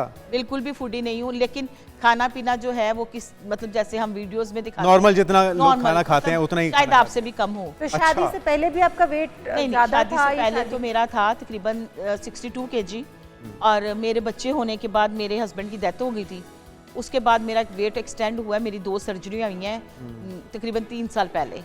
उसके बाद आपको पता है कई रीजंस आ जाती हैं, आप वॉक नहीं कर सकते। फिर मेरी मामा बीमार रही, उनके ट्रीटमेंट में लगे रहे, अपने आप पे तवज्जो नहीं दी, लेकिन मैं इस वेट के साथ ही बड़ा हैप्पी। नहीं तो अभी ख्याल आता है, अभी आपने जिस तरह कहा कि कोशिश भी कर रही हैं आप वेट कम करने की, तो कोई ख्वाहिश है कि वेट कम होना चाहिए या आप खुश हैं कि जैसे भी हूँ ऐसे ही? जैसे कि अगर कोई मुझे कहे ना कि मुझे लगता है मुझे बुरा फील हो रहा है, नहीं, मैं एक्टिव हूँ, लेकिन वेट कम होना चाहिए, बॉडी। क्योंकि आप MBBS डॉक्टर भी हैं, तो जी, एक बिल्कुल सेहत ऐसे के ही। पॉइंट ऑफ व्यू से एडवाइस क्या इस वक्त करेंगी बड़ा बुरा देखने लगता है वालों जब मेडिसिन में साथ बोलना पड़ता है जी आप डाइट फॉलो करें। कि ये खुद तो को? करती नहीं है। लोग आपके जो पेशेंट्स हैं जी, वो जी। पूछते होंगे डॉक्टर साहब आप खुद क्यों नहीं वेट कम कर नहीं रही? नहीं, अक्सर पूछ देते हैं, खुद तो सारा कुछ खाती हो, हमें कह रही ये ना खाओ। तो मैं कहती हूँ मेरा तो फैमिली में ही सारे ना हम मोटे मोटे हैं, हालांकि नहीं है। खाते क्या पीते करें? घर के हैं। खाते पीते घर के हैं, लेकिन बुरा बहुत लगता है मुझे, सम टाइम बहुत बुरा लगता है। सम टाइम आप किसी पोजीशन में होते हो, कब्रिस्तान में मैं फातिहा पढ़ रही हूँ अपनी मामा की कब्र पे, और उस वहां पे नीचे मैसेज आ जाता है ये गेंडा कहाँ फिर रहा है। तौबा। मतलब आप ये देखिए, कम से कम जगह का ख्याल लोगों को करें। एहसास नहीं है इस चीज़ का। लोगों को एहसास नहीं है, लेकिन लेडीज की मैं फेवरेट हूँ, क्योंकि उसलिए फेवरेट हूँ। खवातीन का वेट भी वो भी इश्यूज जी, से जी, नहीं गुजर रही होता, होती पता क्या है, सारी बैठी होती ना, कोई इवेंट है, गैदरिंग है, तो उनको ना मैं टॉपिक मिल जाता हूँ। मैं तो डाइट कर रही हूँ, आप क्यों नहीं फॉलो करती, आपको क्या मसला है, 100 तरह के इस तरह का उनको टॉपिक मिल जाता है बात करने के लिए। लेकिन हकीकतन मैं सम टाइम फील करती हूँ ये चीज़ नहीं। सोशल मीडिया की दुनिया में आगे कैसा लग रहा है? वो कोविड के बाद से आपने बताया कि आपने वीडियोस का आगाज किया। इसमें सारे टांगे खींचते हैं। अच्छा। सोशल मीडिया की लाइन बहुत इनकरेज tough है। करने वाले लोग कम है। नहीं, होता ये है कि एक मतलब कई आप कहेंगे ना मैंने ये अचीवमेंट की, या मेरा सिल्वर बटन आया, या मेरा गोल्डन बटन आया, फॉर वट एवर, लोग उस पर आपको मुबारक तो दे देंगे ऊपर ऊपर से। आप कहोगे ना ये मेरा लॉस हो गया, ये हो गया, तो सारी लाइन लग जाएगी। अच्छा। यानी आपकी नाकामी में लोग ज्यादा खुश होते हैं, कामयाबी में नहीं होते। सोशल मीडिया तो मुझे जाती तौर पे अच्छा, सरहद पार से कैसा रिस्पॉन्स आता है? क्योंकि एक बड़ी व्यूअरशिप पाकिस्तानियों इंडिया से की- बहुत पसंद किया जा रहा है, मुझे सऊदीया से बहुत पसंद किया जा रहा है, कतर से बहुत पसंद किया जा रहा है, और मेरी फैन फॉलोइंग ज्यादा लेडीज की है, आदमियों की कम है। अच्छा, आपने कहा कि मर्द तो इस तरह के फिक्रे कसते हैं, इस तरह की तनकीद का निशाना बनाते हैं, खवातीन की तरफ से भी इस तरह का इजहार होता है, वो भी कभी आपको बॉडी शेमिंग? यार एक नाम ही रख दिया हुआ है, मोटी दा फोन नहीं आया, मोटो नहीं है, मोटो किधर गई है, मतलब मेरा नाम ही खत्म कर दिया हुआ है। मतलब मैं कहती हूँ वाहिद मैं ही मोटा बंदा हूँ। मैं जिम में जब स्टार्ट करने गई तो वहाँ पे मैंने अपने ट्रेनर को कहा कि शुक्र है मुझसे भी मोटा कोई आया, आदमी था एक लेडीज में नहीं आया, जेंट्स अच्छा। आया। तो मैंने कहा मैं आज बड़ी खुश हूँ, कोई मेरे से भी ज्यादा हेल्दी है। मतलब आपको इस ऐसे कम अरे वैसे डाइट प्लान करती हैं आप? कोशिश करती हैं कि मैं ये ना खाऊं, इससे वेट और बढ़ जाएगा, डाइट या जो दिल प्लान- करता है वो खाती हैं? जी जी, नहीं, मेरा जो दिल करता है, अल्लाह ताला ने आपको नवाजा है, चीज़ आपके सामने पड़ी हो, आप लिमिटेड जो खाना चाहते हो सही। खाओ। अगर आप यही सोचते रहोगे ना कि मेरा वेट कम नहीं है, हर वक्त यही चीज़ में, तो आप डिप्रेशन में ऑटोमेटिकली चले जाओगे। करना ज़रूर है कम, कोशिश भी करते हैं, लेकिन ये है कि कोई ऐसा फिक्रा, कोई ऐसा जुमला जो आपको सबसे ज़्यादा तकलीफ पहुंची हो, बुरा लगा हो कि इस बंदे को ये बात नहीं करनी चाहिए थी? जी जी, मुझे कुछ ऐसी 2 फिक्रें बुरी लगी जिसमें मेरी माँ का जिक्र था, तो वो मुझे बात बुरी लगी, और वो मेरे दिल से नहीं निकली। आज तक भी मैं सोचती हूँ वो बंदा मेरे सामने आए तो शायद मैं उसके साथ क्या करूँ। अच्छा, ये तो वो तनकीद है जो सोशल मीडिया पर या आपके जो देखने वाले हैं उनकी तरफ से मिली। फैमिली की तरफ से किस तरह का रिस्पॉन्स? यार फैमिली मेरी ना सोशल मीडिया लाइक नहीं करती। मेरी सारी फैमिली में इंजीनियर, डॉक्टर्स हैं, आईटी से रिलेटेड हैं, लेकिन सोशल मीडिया वो पसंद नहीं करती। और ज़्यादा मुझे अक्सर प्रॉब्लम आती है जब मैं फैमिली इवेंट्स पे जाती हूँ। सबसे पहले वो यही वर्ड होता है कि हमारी वीडियो जो है ना वो YouTube पे या TikTok पे ना डाल देना। तो मैंने कहा कि मुझे तुम जैसी शक्लों को लाने की क्या जरूरत है, मतलब देखा जाए मैं भी आके मजाक में डाल देती हूँ। लेकिन मुझे जो लोग कहते हैं ना कि आप फेमस हो गए हैं, आपकी फैमिली, हाँ जो फैमिली सपोर्टेड है वो करती होंगे, लेकिन मेरी फैमिली में मुझे फेमस होना कोई अच्छा नहीं समझा जा रहा। अच्छा, हमने देखा आपकी अक्सर सोशल मीडिया पे जो वीडियोस लगी हुई हैं उसमें जिक्र है आपके वजन का 250 प्लस का, तो आप तो बता रही हैं 100 कुछ किलो है, तो ये इतना बढ़ा चढ़ा के उसको बताया जा रहा है? वो ना पहले पूछ लेते हैं मैडम हम जो थंबनेल है उस पर क्या लिख दें, अच्छा। तो मैं कहती हूँ 200 लिख दो, 300 भी लिख दो, 400 लिखने में भी लिख क्या दो। कोई कह देता है खान बाबा की बहन है, वो जो हेल्दी वाले खान बाबा है ना पेशावर के, तो पेशावर के, तो कोई कह देते हैं ये दोनों एक जैसे हैं, मतलब लोगों की बात। तो कोई इरादा है इस तरह के कोई मेल आपके जो कंपेटिटर हो उनके साथ कोई सोशल मीडिया पे कैंपेन चलाने का? नहीं वीडियो बनाने का। बिल्कुल बनाऊंगी मैं, अगर मुझे ऑफर हुई और उन्होंने मुझे कॉल किया। फ्यूचर प्लान्स क्या हैं, किस तरह से आप लोगों को फ्यूचर प्लान्स यार 2 एंटरटेन करना चाहते हैं? जो है काम कर रही हूँ मैं। अच्छा, फिल्म में भी कर रही हैं? जी कर रही हूँ, कॉमेडी है, लेकिन उसमें ये है कि मुझे ना थोड़ा सा, मैं सोच रही हूँ एक दो दफ़ा मैंने 1-1 घंटे की रिकॉर्डिंग कराई है, उसमें कपड़े तंग पहन देते हैं। मैं तंग कपड़ों के साथ नहीं आना चाहती, मैं लूज कपड़ों के साथ आना चाह रही हूँ, क्योंकि फैमिली एक तो पहले ही सपोर्ट नहीं करती, फिर उन्होंने कहना ये तुमने क्या काम कर लिया। अगर फिगर वाइज में सेट हूँ, पतली दुबली हूँ, तो चलो ठीक, तंग कपड़े भी, तो मुझे ये थोड़ा सा जो है ना, इस वजह से मैंने होल्ड पे कर दिए हैं। तो रूबी, आपसे लास्ट में बस ये जानना चाहेंगे, जो खवातीन अपना वेट बहुत ज़्यादा होने की वजह से बॉडी शेमिंग में चली गई हैं या वो किसी किस्म के डिप्रेशन में चली गई हैं, उनको किस तरह से निकलना चाहिए, वो उनके लिए क्या आप मैसेज देंगे? सबसे पहले तो उनको ना घबराना और परेशान नहीं होना चाहिए। ये देखिए अल्लाह ताला ने सेहत भी दी है, सेहत के साथ बीमारी ना हो, मोटापे के साथ वॉक मस्ट है, लेकिन मुझे ही देख के थोड़ी नसीहत करें कि मैं अपने ऊपर बात करके ही लोगों को कायल करती हूँ कि ऐसा कोई मसला नहीं है। अगर आप चल फिर रहे हैं, अच्छी ग़िज़ा आपको हजम हो रही है, आप एक्टिव हैं तो फिर ओके, लेकिन साथ साथ कम करते रहना चाहिए, लेकिन डिप्रेशन में नहीं जाना चाहिए। बहुत शुक्रिया, रूबी मलिक हमारे साथ मौजूद थी। और आपने घबराना नहीं है सबसे पहले, और अगर बॉडी शेमिंग का शिकार हैं तो अपनी जो सलाहियतें हैं उनको निखारिए, एक्टिव रहिए और कोशिश करते रहिए अपनी सेहत को बेहतर करने की, एक्टिव रहने की। और साथ में हम वजन को कम कैसे किया जा सकता है? अगर वजन बढ़ गया है, आप वजन बढ़ गया है तो डिप्रेशन में मत जाइए, बल्कि अगर उसको आप कम करना चाहते हैं तो उन चीज़ों की तरफ आइए जो आपका वजन कम कर सकती हैं। तो हम ये कहते हैं कि करेला जो है वो हमारा वेट लूज करने में बहुत बेनिफिशियल साबित हो सकता है। कड़वा बहुत होता है, वो बहुत कड़वा होता है, और वो जितना कड़वा होता है ना, उतना ही वो फैट को काटने में भी काम आता है। तो वो किस तरह से काम करेगा अगर आप जूस पिए तो? जी हाँ, उसके बहुत से मुफीद तरीके हैं। उसको अगर आप अपनी डाइट का हिस्सा बनाते हैं, उसके तब भी फ़वाइद होंगे। और वैसे भी हज़रत अली का कौल भी है कि जहर के अलावा हर कड़वी चीज़ में शिफा है, और इसी तरह से शहद के अलावा हर मीठी चीज़ जो है वो जहर समझी जाती है। तो ये जो करेला है, इसके बहुत से फ़वाइद हैं। और वो लोग जो कि अपना वज़न कम करना चाहते हैं, अगर वो इसको आप जूस के तौर पे इस्तेमाल करें और या इसको अपनी डायबिटीज़ के लिए भी, डायबिटीज़ पेशेंट जो है उनके लिए भी बहुत अच्छा होता है, उनकी डायबिटीज़ कंट्रोल रहती है। तो इसके ऊपर एक पैकेज हमने बनाया है, पहले आप वो देखिए।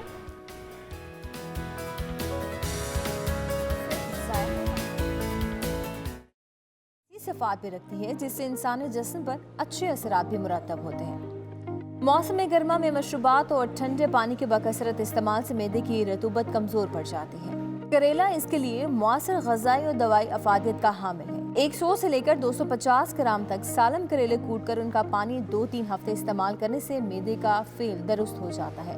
कब्ज़ कुशा होने के सबब करेला इंसानी जिस्म से हर किस्म के जहरों और रुके हुए फासिद मादों को बतरीज खारिज कर देता है। मौसम गर्मा में कई अमराज वबाई सूरत अख्तियार कर जाते हैं, हैज़ा उनमें से एक है। हैज़े के इब्तदाई मराहिल में करेले पत्तों और प्याज का जूस 2 चाय के चमचे और 1 चाय का चमचा लीमू का रस मिलाकर पीना मुफीद साबित होता है। अगर आप वाकई में वजन कम करना चाहते हैं या अपनी सेहत को बेहतर बनाना चाहते हैं तो अपनी रोजमर्रा की खुराक में इस ग़िज़ाइयत से भरपूर सब्जी को शामिल करें। ये आपके जिस्म के वजन में कमी के लिए हैरत अंगेज काम कर सकता है। ये ख्याल किया जाता है कि करेले का जूस पीना, जो कि ज़ियाबतीस के मरीजों के लिए एक ज़रूरी टांग भी है, ये आपके पेट की चर्बी जलाने और तेजी से वजन कम करने में मददगार साबित होता है। एक तहकीक में बताया गया कि करेले का अर्क इंसानी चर्बी के खलियात को एक्टिव करने में मदद करता है और नए चर्बी के खलियात की तश्कील और नशोनुमा में भी रुकावट बनता है। तो ये हमने आपको बताया कि वेट आप किस तरह से लूज़ कर सकते हैं और करेले की क्या अफादियत है, किस तरह से आप इसको इस्तेमाल करते हुए अपनी डाइट का हिस्सा बनाते हुए डायबिटीज़ से भी छुटकारा पा सकते हैं और साथ साथ आप वजन भी कम कर सकते हैं। हम यहाँ पर एक शॉर्ट ब्रेक लेंगे, आप कहीं मत जाएगा, स्टे विद अस।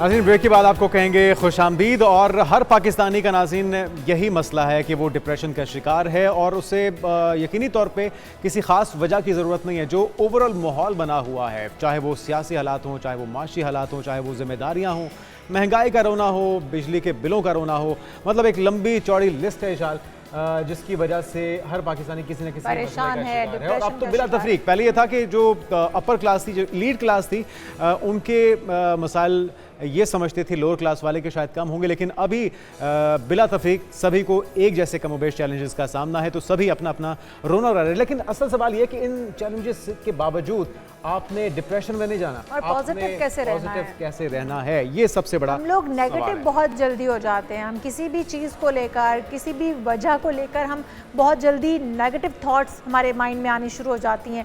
हमने देखा कि गुर्बत की वजह से बहुत सारे लोग सुसाइड की तरफ चले जाते हैं। उनके माइंड में ऐसी कौन सी थॉट्स चलती हैं जिसके बायस वो सुसाइड की तरफ जाते हैं, या फिर हमने देखा कि मर्डर करने की तरफ चले जाते हैं। ये कौन सी वजह हैं जो इतनी पावरफुल साबित होती हैं, हमारे माइंड को इस तरह से ग्रिप करती हैं कि हम उसके बाद जो है वो ज़िंदगी की तरफ नॉर्मल हो ही नहीं पाते हैं या नॉर्मल ज़िंदगी नहीं जी पाते हैं। तो इसके ऊपर बात कर बिल्कुल। प्रोफेसर डॉक्टर जावेद इकबाल साहब हमारे साथ मौजूद हैं, जो कि मोटिवेशनल स्पीकर भी हैं, एजुकेशनिस्ट भी हैं। डॉक्टर साहब, आपको वेलकम कहेंगे।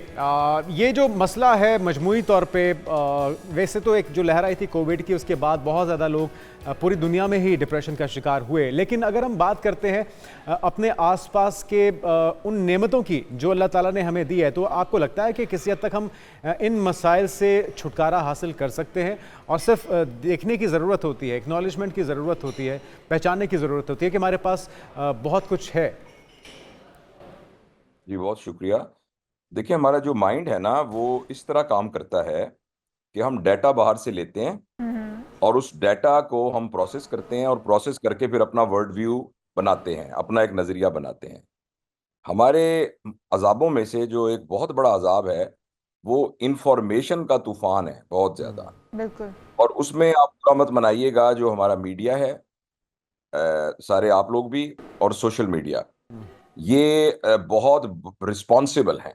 मेरे पास रोज़ाना ऐसी, हर पाकिस्तानी के पास रोज़ाना ऐसी बहुत सी इंफॉर्मेशन आती है जो नेगेटिव इंफॉर्मेशन है, जिस इंफॉर्मेशन का मुझे कोई फ़ायदा नहीं है।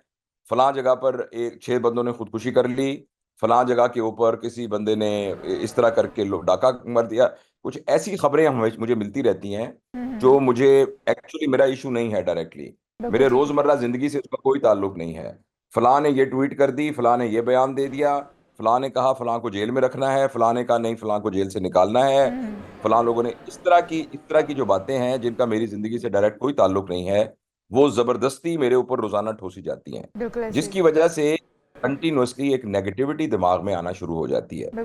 तो इनफरादी लेवल पर, या तो बंदा इनफरादी लेवल पर इतना मजबूत हो कि उसका फिल्टर इतना स्ट्रांग हो माइंड का कि किस चीज को अंदर आने देना है, किसको नहीं आने देना। लेकिन चूंकि तरबियत का कोई निज़ाम मौजूद नहीं है, तो अमूमी तौर पर हम सब माहौल के बंदे होते हैं। जैसा माहौल हमारे इर्द गिर्द क्रिएट कर दिया जाएगा, उस तरीके के हम बनना शुरू हो जाएंगे। तो डॉक्टर साहब, इनफरादी तौर पर अपने दिमाग को इतना मजबूत कैसे किया जाए कि हमारा दिमाग इस नेगेटिविटी को फिल्टर करते हुए चीजें हम तक पहुंचाए और हम पॉजिटिव रह सकें? इसके लिए बेटा बहुत जरूरी है कि हम सब ने डॉक्यूमेंट किया हो मेरी जिंदगी का ऑब्जेक्टिव क्या है, और इसको रोजाना के हिसाब से किया जाए, हफ्ते के हिसाब से किया जाए और पूरी जिंदगी के हिसाब से किया जाए। मैं क्यों जिंदा हूं, मेरी जिंदगी का क्या ऑब्जेक्टिव है। अगर मेरी जिंदगी ऑब्जेक्टिव ओरिएंटेड होगी कि मेरी जिंदगी का ये ऑब्जेक्टिव है और वो छोटे छोटे सेगमेंट्स में डिवाइड किया हो, तो मैं फोकस ही अपने ऑब्जेक्टिव पे रहूंगा। आज शाम तक मैंने ये वाले काम करने हैं, और अगर वो शाम तक वो वाले मैं काम कर रहा हूं तो वो मुझे पॉजिटिव एनर्जी देते रहेंगे।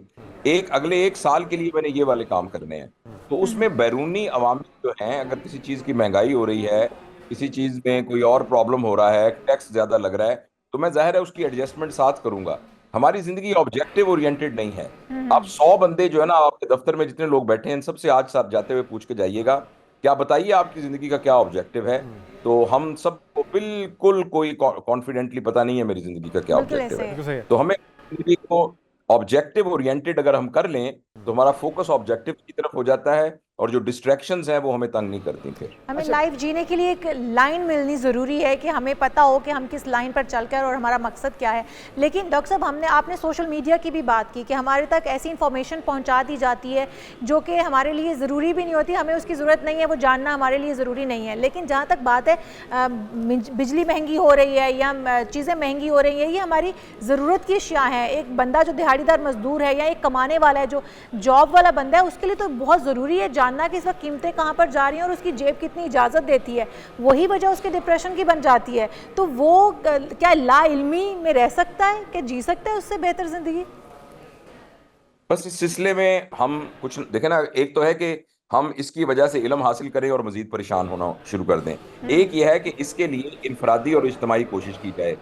इज्तिमाई कोशिश ये है कि वो लोग जिनके इख्तियार में है या जिनकी वजह से ये सब कुछ हो रहा है, उनके ऊपर प्रेशर डाला जाए और उन्हें इस बात पर कायल किया जाए। मेरे अकेले परेशान होने से बिजली कम तो नहीं हो जाएगी ना, लेकिन जो मेरा अपना काम यह है कि मैं उसके हिसाब से एडजस्टमेंट करूं। मैं 6 बल्ब की बजाय 1 बल्ब जलाना शुरू कर दूं। मैं अपने घर में कह दूं कि अगर एक एसी है तो सारे लोग भाई एक कमरे में सोएं। तो मुझे उसके लिए एडजस्टमेंट करनी चाहिए। और साथ वो जो अहले इक्तदार हैं, जिनकी वजह से देखें, मेरी आपकी वजह से तो बिजली महंगी नहीं हुई, IPPs के मुआहदे हैं और आपने तो नहीं किए। तो वो जो लोग हैं उनको एहसास दिलाया जाए, उनको जो एक बिल्कुल तरीका है जिसके जरिए उनको कन्वे किया जाए। मीडिया की सारी पावर उधर लगनी चाहिए, सोशल प्रेशर पावर लेने की बजाय जो हुकूमत बैठी हुई है, जो इसके जिम्मेदारान हैं, उनके ऊपर प्रेशर बिल्ड किया जाए। एक चीज़ हम जो बहुत ज़्यादा देखते हैं वो है एक दूसरे से हसद करना। उस हसद को हम किसी के पास कोई बेहतर चीज़ है तो हम हसद करने लगते हैं। जुनैद के पास कोई अच्छी गाड़ी है तो मुझे हसद होने लगेगा, किसी दोस्त के पास कोई अच्छा घर है तो मुझे हसद होने लगेगा, मैं नेगेटिव थॉट्स अपने अंदर पालने लगूंगा। उस हसद को किस तरह से कम कर सकते हैं हम? बेटा, इस सवाल का जवाब भी वही है जो पहले मैंने कहा था कि अपनी जिंदगी को ऑब्जेक्टिव ओरिएंटेड बनाया जाए। अगर आपने जिंदगी में अपने बच्चों को शुरू से ही 5 साल 7 साल की उम्र तक उनके जहन में ये डाल दिया कि तुम्हारे पास अगर पैसे बहुत ज्यादा होंगे तो दुनिया में कामयाब इंसान बनोगे, तो वो जो उसका पैटर्न है उसको सारी जिंदगी हसद में रखेगा। वो तो आप धूप में खड़े होंगे तो आपका साया तो होगा। ये जो जितनी आप हसद है, कीना है, बुग़्ज़ है, नफरत है, ये एक्चुअली ऑब्जेक्ट तो नहीं है, ये तो शेडोज हैं। ये मेन इवेंट्स नहीं है, ये कॉन्सिक्वेंसेस हैं। अगर फर्ज करें हमारी जिंदगी का ऑब्जेक्टिव ही हमने पैसा बनाया हुआ है, फिर तो जुनैद की गाड़ी क्या, जुनैद के पास पेन देखकर भी आपको लगेगा कि मेरे पास इससे कीमती पेन क्यों नहीं है। अच्छा डॉक्टर साहब, ये जो दीन से दूरी है वो कितनी वजह बन रही है इस परेशानी की, इस डिप्रेशन की, इस हसद की? क्योंकि हमारे दीन के अंदर तो तालीम भी यही दी जाती है, बताया ये जाता है कि जो आपका रिस्क है वो आपको उसी तरह तलाश करता है जिस तरह मौत तलाश करती है इंसान को, तो वो आप तक पहुँच ही जाना है अल्टीमेटली। तो इसकी तालीम कितनी ज़रूरी है? जिस तरह आप जैसे जो एजुकेशनिस्ट हैं, जो स्कॉलर्स हैं, उनका रोल कितना इंपॉर्टेंट हो सकता है आवाम को अवेयरनेस देने में? बहुत बहुत शुक्रिया, बड़ी अहम बात आपने की है। लेकिन देखें, एक बात बहुत ज़रूरी है, एक है कॉस्मेटिक दीन, जिसमें ना मैं दीन के रिचुअल्स को फॉलो करता हूँ और दीन को ना एक, अगर आप लफ्ज़ बुरा ना मनाएं, तो एक तरह की प्री कंडीशनिंग के तौर पर फॉलो करता हूँ। और एक है दीन का सही एहसास के जिसके अंदर आपको खुदा खौफी डाल दी जाए। और मैं ये इसीलिए अपनी बकिया ज़िंदगी को मैंने एक तरह से मुख्तस किया हुआ है कि किसी तरीके से मैं जो माएँ हैं और जो पेरेंट्स हैं उनको ये बता सकूं कि दीन का असल इल्म या दुनिया का भी असल इल्म, पूरा का पूरा पैटर्न बच्चों के जहन में 7 साल की उम्र तक डाल दिया जाता है। 7 साल की उम्र में उसके अंदर जो ग्रोथ होती है ना, वो क्वांटिटेटिव ग्रोथ होती है, क्वालिटेटिव ग्रोथ नहीं होती। तो इसलिए जिसको हम दीन से दूरी कह रहे हैं, अगर आप वो ये कह रहे हैं कि लोग नमाजें नहीं पढ़ते, नमाज पढ़ने लग जाएं, लोगों का हुलिया ऐसा होने लग जाए, लोग अपनी थैंक यू की बजाय जज़ाकल्लाह अल्हम्दुलिल्लाह कहने लग जाएं, तो ये सारी बातें बहुत ज़रूरी हैं, कहनी चाहिए। लेकिन जो असल दीन है वो वही है जो तरबियत के ज़रिए से इंसान के मिजाज का हिस्सा बन जाता है। तो वो वाला दीन जो इंसान के मिजाज का हिस्सा बन जाता है, उस दीन को इख्तियार करने से तो आदमी इन तमाम चीज़ों से मुबर्रा हो जाता है। तो वो वाला दीन अगर हम अपनी ज़िंदगी में ले आएं, जो कि असल अल्लाह और अल्लाह के नबी का दीन है, फिर तो हम ये बात डिस्कस ही ना कर रहे होते। इसलिए कि ये फाइनेंशियल इश्यूज, किसके पास गाड़ी कौन सी है, किसी पास क्या, ये असली दीनदारों के इश्यूज ही नहीं है। अगर ये इश्यूज होते तो हज़रत अबू बकर सिद्दीक रज़ी अल्लाह ताला अन्हो जब इस दुनिया से गए हैं तो 5 दिरहम उनका बैंक बैलेंस ना होता। और ये तीनों खुलफा, हज़रत अबू बकर, हज़रत उमर और हज़रत अली रज़ी अल्लाह ताला अलैहिम अजमईन, इनका टोटल जो एसेट था उनकी इंतकाल के बाद वो 28 दिरहम था, पाकिस्तानी 28,000 रुपए समझ लें। तो उन लोगों के तो ये प्रॉब्लम ही नहीं थे। तो जिनकी आखिरत की तरफ ऑब्जेक्टिविटी होती है उनके तो ये प्रॉब्लम ही नहीं होते हैं। बहुत शुक्रिया डॉक्टर जावेद इकबाल साहब हमारे साथ मौजूद थे और आपकी खूबसूरत बातों से उम्मीद करते हैं कि जो लोग हैं वो अपनी डिप्रेशन में किसी हद तक कमी ला सकेंगे, लाइफ में एक बेहतर चेंज ला सकेंगे। और ख़ासतौर पे पेरेंट्स अगर घरों से शुरू करें ये ट्रेनिंग अपने बच्चों की, तो मेरे ख्याल में एक बेहतर माशरे की तश्कील मुमकिन हो सकती है।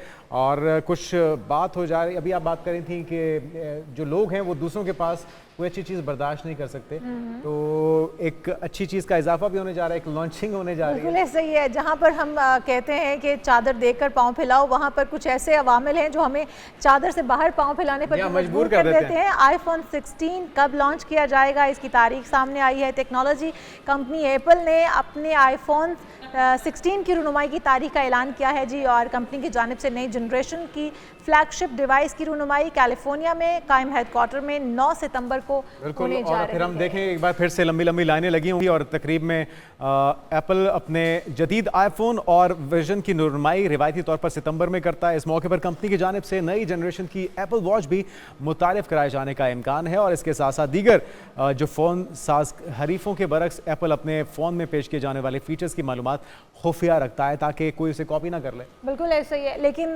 जिसने कॉपी करना है वो फ़ोन को लेकर उसको इस्तेमाल करने के बाद उसके फीचर्स लेकिन वो तो फिर पकड़ा जाएगा ना कि ये कॉपी कर लिया। बिल्कुल ऐसे है, लेकिन जो एक तासुर था कि इस बार आईफोन 16 कुछ नया करने जा रहा है, तो मैं आपको ये बताती चलूँ, मैं रात को बैठ के इसको सर्च कर रही थी थोड़ा सा। आईफोन 16 कुछ नया नहीं करने जा रहा, तो जिनकी जेबों पर ये भारी पड़ने वाला है बिल्कुल इसकी तरफ मत जाएं। सोचने की भी जरूरत नहीं है कि आईफोन 16 लेकिन कुछ चीज़ें बेहतर होंगी। ऑब्वियसली उन्होंने बेचना है अपना फ़ोन, तो अमूमन नए आईफोन्स में तेज़ रफ्तार चिप्स होती हैं, बेहतर कैमरा समेत कई चीज़ें शामिल होती हैं। लेकिन ब्लूमबर्ग की फाइनेंशियल वायर के मुताबिक आईफोन के 16 की डिज़ाइन में कोई बुनियादी तब्दीली नहीं की जा रही, तो वो लोग जो बहुत ज़्यादा तवक्कुआत रखे बैठे थे, वही आपकी वाली बात, उनको शायद थोड़ी सी नाउमीदी और सही कह रहे हैं आप हो सकती है। और अब बारी है फुटबॉल के बेताज बादशाह की, और वो स्टार जिसके तमाम जो बच्चे हैं खासतौर पर वो तो फैंस हैं ही, बड़े माने हैं। बात करें पुर्तगाल से ताल्लुक़ रखने वाले फुटबॉलर रोनाल्डो की। क्रिस्टियानो रोनाल्डो ने रिटायरमेंट से मुतालिक अपने मंसूबे के हवाले से लब कुशाई बिलाखिर कर दिया। बिल्कुल जी, उन्होंने मकामी मीडिया को इंटरव्यू देते हुए कहा कि वो अब बहुत जल्द 2 से 3 साल के अंदर वो अपना टेन्योर पूरा करने जा रहे हैं, अपना मुआहिदा ख़त्म होने जा रहा है उनका, तो वो जल्द रिटायर होने पर गौर कर रहे हैं। लेकिन साथ ही साथ उन्होंने ये भी कहा है कि अभी वर्ल्ड कप, अभी जो है वो इसके फुटबॉल की दुनिया में बहुत कुछ करना बाकी है, और जब तक मैं वो कर नहीं लेता तो मैं तब तक रिटायरमेंट नहीं लूँगा, लेकिन फिर भी अल नसर से ही रिटायरमेंट लूँगा। बिल्कुल, और रोनाल्डो ने इससे कबल कहा था कि 2024 में जो यूरो कप उनका आखिरी टूर्नामेंट हो सकता है। हालांकि वो अब भी 2026 के वर्ल्ड कप में अपने मुल्क की नुमाइंदगी करना चाहते हैं। और अब अपने मुस्तकबिल के मंसूबों पर बात करते हुए रोनाल्डो का यह भी कहना था कि 2 या 3 साल, मुझे खुद भी मालूम नहीं है कि जल्द रिटायर हो जाऊंगा या नहीं, लेकिन शायद मैं सऊदी क्लब अल नसर से ही अपनी रिटायरमेंट लूँगा। तो ये एक बड़ी अनाउंसमेंट है उनकी तरफ से। रोनाल्डो ने यह भी कहा कि सऊदी क्लब अल नसर में बहुत खुश हूँ और मुझे सऊदी अरब में खेल कर खुशी होती है और ये भी जारी रखना चाहता हूँ। अलबत्ता क्रिस्टियानो रोनाल्डो का ये कहना था कि जब मैं इंटरनेशनल फुटबॉल से रिटायरमेंट लूँगा तो किसी को पहले से नहीं बताऊँगा, और ये एक बहुत ही बेसाख्ता फैसला होगा। बिल्कुल जी, और बिलाखिर ये फैसला जो उन्होंने अभी 2-3 साल तक मौखिर कर दिया है, 2-3 साल के बाद जो है वो इसके ऊपर जाएंगे, वो अपनी रिटायरमेंट लेंगे। लेकिन हम बात कर लेते हैं, हमारे साथ मौजूद हैं आमिर महमूद, साबिक कप्तान है पाकिस्तान फुटबॉल टीम के। बहुत शुक्रिया आमिर साहब, आपको वेलकम टू शो कहेंगे। जिस तरह से क्रिस्टियानो रोनाल्डो ने अपना करियर जो है उसके बारे में बात करते हुए कहा है कि अब वो 2 से 3 साल के अंदर ख़त्म करेंगे, साथ साथ वो ये कहते हैं कि बहुत सारी ऐसे काम हैं जो अभी मुझे फ़ुटबॉल की दुनिया के लिए करने हैं। किस तरह से देख रहे हैं उनका अचानक से इस तरह से फैसला लेना? और जी, बहुत शुक्रिया, आपने मुझे मौका दिया। और जब रोनाल्डो की बात होती है तो जैसे आपने अभी अपने इंट्रो में बता ही दिया कि सारे लोग ही जो है वो उसकी बात सुनने के लिए अट्रैक्ट हो जाते हैं। देखिए, फुटबॉल में जो है वो आपकी फिटनेस जो है वो बहुत ज़्यादा जो है वो मैटर करती है। और अगर मैं ब्राज़ीलियन कोचेस, ब्राज़ील जो एक सबसे फेमस जो है ना वो टीम है, मुल्क की टीम है, जिसका वे ऑफ प्ले जो है ना वो सारी दुनिया के लोगों को बहुत बहुत पसंद आता है। वर्ल्ड कप में आपने देखा होगा कि हमेशा फेवरेट टीम जो है वो ब्राजील ही होती है, चाहे जीते या हारे, क्योंकि उनका खेलने का तरीका एक बहुत अच्छा है। तो ब्राजील के कोचेस भी ये कहते हैं कि खेलने के लिए एक प्लेयर को 70% फिजिकल फिटनेस और 30% बाकी उसकी चीजें, यानी उसकी स्किल, उसका वे ऑफ प्ले, उसका जो है ना वो एटीट्यूड, ये सारी चीजें चाहिए।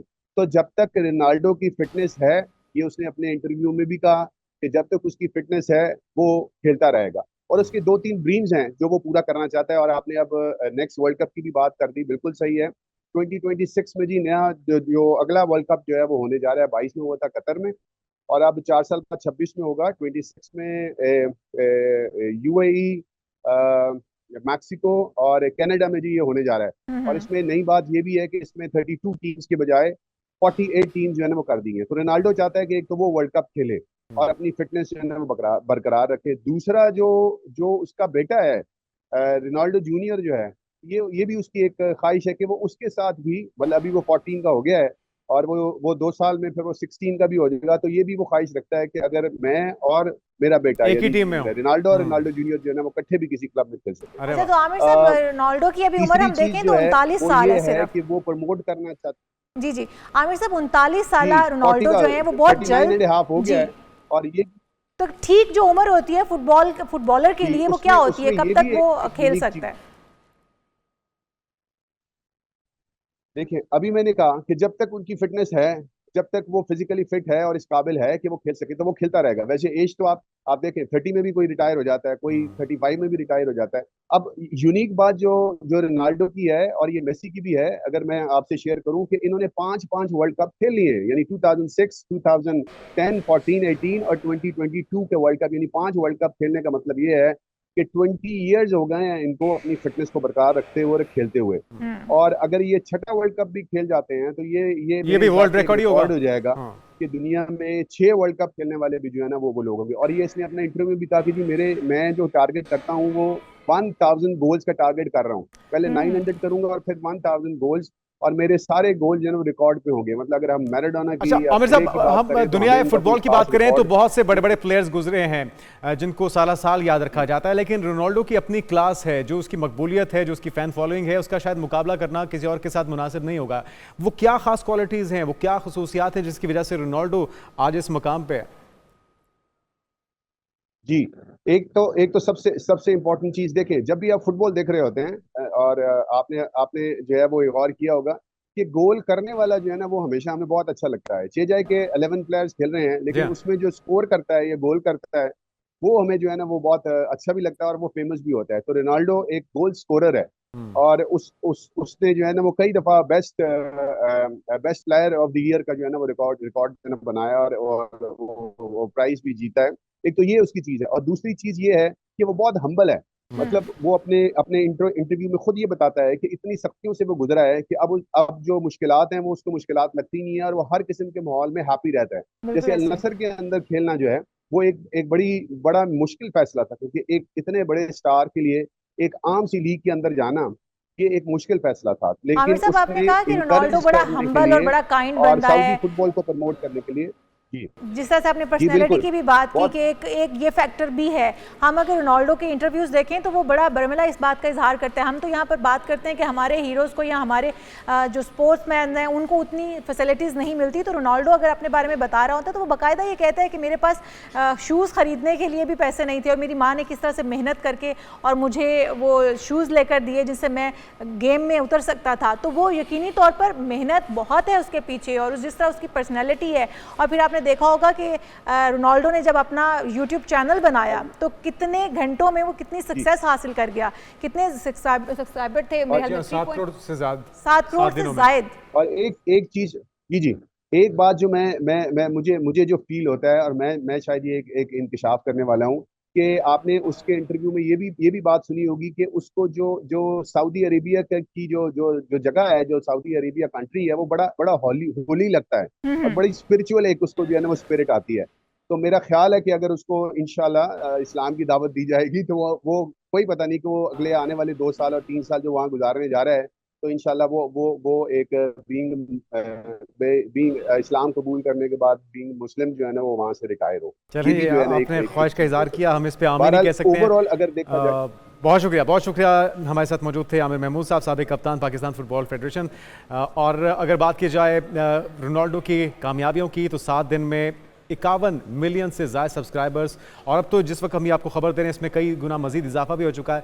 अपने यूट्यूब चैनल पर उन्होंने सब्सक्राइबर में इजाफा कर दिया है। क्रिस्टियानो रोनाल्डो का यूट्यूब चैनल सब्सक्राइबर का करने वाला तेज़ तरीन चैनल बनने का एजाज़ भी अपने नाम कर चुका है। रोनाल्डो ने 21 अगस्त को अपना यूट्यूब चैनल शुरू किया और सिर्फ 1 हफ्ते में इस चैनल ने बहुत से आलमी रिकॉर्ड्स तोड़ दिए हैं। और वो मेहनत जो कि कई साल करना पड़ती है यूट्यूबर्स को, वो चंद मिनटों में, चंद घंटों में और चंद दिनों में ही वो संग मील रोनाल्डो ने अबूर कर लिया है। ये क्रिस्टियानो की पर्सनालिटी का चार्म है, उसके शायकीन हैं, मेहनत है, उसके 21 साल फैंस की हैं, और जो उनकी 21 साल की मेहनत है उसने कर दिखाया है कि जैसे ही उन्होंने क्रिस्टियानो के नाम से ये यूट्यूब चैनल बनाया तो उसके कुछ ही घंटों के बाद उनके सब्सक्राइबर देखने से ताल्लुक़ रखते थे। और जिस तरह से हम बात कर रहे हैं कि बहुत मेहनत करनी पड़ती है और बहुत सारे सालों वेट करना पड़ता है इतने सब्सक्राइबर हासिल करने के लिए, लेकिन 51 मिलियन सब्सक्राइबर हासिल कर लिए हैं उन्होंने बहुत ही शॉर्ट टाइम के अंदर। और ये तारीखी निशान जो है वो उन्होंने हासिल किया इसके ऊपर, और काबिल ज़िक्र है ये, हम इसको कभी मतलब याद रखा जाएगा। बिल्कुल याद रखा जाएगा, और दिन ब दिन उनके जो मोहब्बत करने वाले हैं, चाहने वाले हैं, बढ़ते चले। हम यहाँ पे एक शॉर्ट ब्रेक लेंगे, उसके बाद मजीद इश्यूज की बात करते हैं। Stay with us.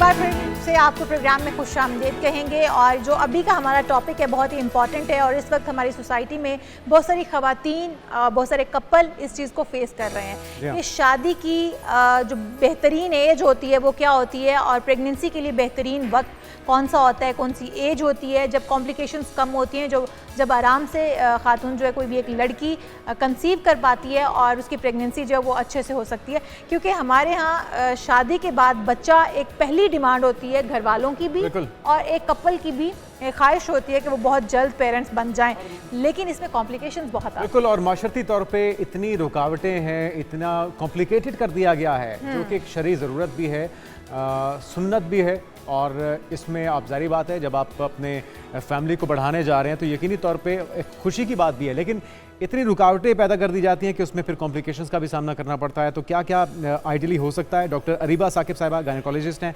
आपको वेलकम कहेंगे डॉक्टर साहिबा। सबसे पहले तो ये बताइएगा कि शादी की बेहतरीन उम्र क्या है, क्योंकि सही वक्त पे शादी होगी तो भी सही वक्त पे प्रेगनेंसी हो पाएगी और फिर कॉम्प्लिकेशन से बचा जा सकेगा।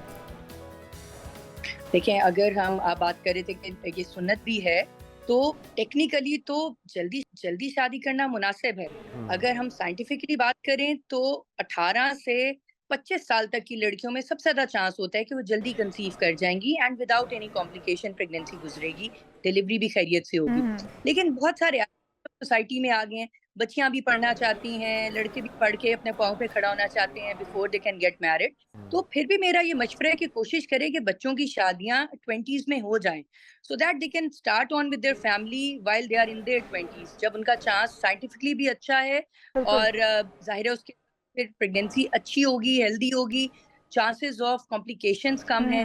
जैसे जैसे उम्र बढ़ती जाती है चांसेस हर चीज के कॉम्प्लिकेशंस बढ़ जाती हैं। प्रेगनेंसी के साथ बच्चे के अंदर कुछ मसले मसाइल होने के खदशात बढ़ जाते हैं, तो अर्लियर द बेटर। डॉक्टर साहब, यही हम डिस्कस भी कर रहे थे ब्रेक में, मैं और जुनेद, के अर्ली शादी जो है उसमें कॉम्प्लिकेशंस कहाँ पर आती हैं कि बच्चियाँ पढ़ना चाहती हैं, बच्चे भी पढ़ना चाहते हैं, तो क्या ये तरीक़ाकार नहीं हो सकता कि शादी हो जाए और उसके बाद भी वो अपनी स्टडीज़ कंटिन्यू कर सकें? हमारी सोसाइटी को थोड़ा समझने की और बदलने की ज़रूरत है ताकि अर्ली शादी भी हो सके, जो कि इस्लाम के मुताबिक भी है, और फिर दूसरी तरफ वो अपने मसाइल से भी बच सकें और अपनी स्टडीज़ भी कंटिन्यू रख सकें। बिल्कुल, ये तो बेहतरीन है। देखिए, मैं हमेशा कभी महफिलों में कभी ये बात छिड़ जाए तो मैं एक बात करती हूँ कि हम एज पेरेंट्स अपने बच्चों को भी तो पढ़ा रहे होते हैं ना। तो अगर हम एक बहू ले आए और उसको भी साथ पढ़ा लें तो कितना बोझ हो रहा है। अपने बच्चे समझ के पढ़ाएं तो कोई इशू नहीं है। और बहुत सारे मैं अपनी सोसाइटी में लोगों को जानती हूँ जिन्होंने ऐसे किया है कि बच्चों ने शादी जल्दी कर ली है, दोनों हस्बैंड एंड वाइफ पढ़ते रहे हैं, साथ साथ फैमिली भी बच्चे भी प्रोड्यूस हुए हैं, और अगर इन लॉज थोड़ा सपोर्ट करते हैं तो कोई मसला नहीं है। बहुत अच्छी आइडियल सिचुएशन है। अच्छा डॉक्टर साहब, एक हमने अमूमी तौर पे ये भी देखा है कि अगर वक्त पे शादी हो भी जाए यंग कपल्स की, तो वो चाहते हैं कि अभी हमें ज़िम्मेदारी से जान छुड़ाने की कोशिश की जाती है। वो चाहते हैं कि हम अपनी लाइफ को कुछ इंडिविजुअली इंजॉय कर लें और फिर उसके बाद प्रेगनेंसी की तरफ जाएं, बच्चों की तरफ जाएं। तो क्या उस सूरत में भी कॉम्प्लिकेशंस हो जाती हैं, होने के चांसेस होते हैं, या उससे कोई फ़र्क नहीं पड़ता? देखिए, ये एक थोड़ी सी मिथ है कि अगर कोई डिलिबरेटली अपना कॉन्ट्रासेप्शन को यूज करता है या अपनी प्रेगनेंसी को डिले करता है तो शायद बाद में जब वो कंसीव करने की कोशिश करें तो मसले मसाइल बन सकते हैं। ऐसा कुछ नहीं है। हाँ, कुछ ऐसे मेथड्स ऑफ कॉन्ट्रासेप्शन है। फॉर एग्जांपल, एक इंजेक्शन होता है जो आप लगाते हैं हर 3-4 महीने बाद। सो उसका ये है कि जब आप वो लगाएं तो जब उसको छोड़ते हैं तो फौरन कंसीव नहीं कर पाते, आपको थोड़ा टाइम लग जाता है, लेकिन वो उसका एक साइड इफेक्ट हमें पता है जो ऐसा नहीं चाहते। बहुत सारे ऐसे कॉन्ट्रासेप्शन के मेथड्स हैं विच आर सेफ, और आप जैसे ही छोड़ेंगे आप कंसीव इंशाल्लाह कर जाएंगे। अगर नहीं करता कोई ऐसा जोड़ा है, लेट्स से उन्होंने कोई भी कॉन्ट्रासेप्शन या कोई भी मेथड यूज किया है जिससे उनके ये बच्चे प्रोड्यूस ना हो, और उसके बाद जब वो छोड़ते हैं और वो ट्राई करते हैं तो कोई ना कोई अंडरलाइन कॉज दूसरी होती है जिसकी वजह से वो कंसीव नहीं कर, लेकिन क्योंकि उन्होंने पहले कॉन्ट्रासेप्शन यूज की होती है तो वो बस सारा ब्लेम कॉन्ट्रासेप्शन के ऊपर आ जाता है कि जी इसी की वजह से अब इनके बच्चे नहीं हो रहे। लेकिन ऐसा नहीं है। ठीक है, तो डॉक्टर साहिबा जो एग्जैक्ट एज है, कौन सी उम्र में माँ बनना बेहतर रहता है, बच्चों में कॉम्प्लिकेशंस नहीं आती या प्रेगनेंसी में कॉम्प्लिकेशंस नहीं आती, वो भी थोड़ा सा गाइड कर दीजिएगा।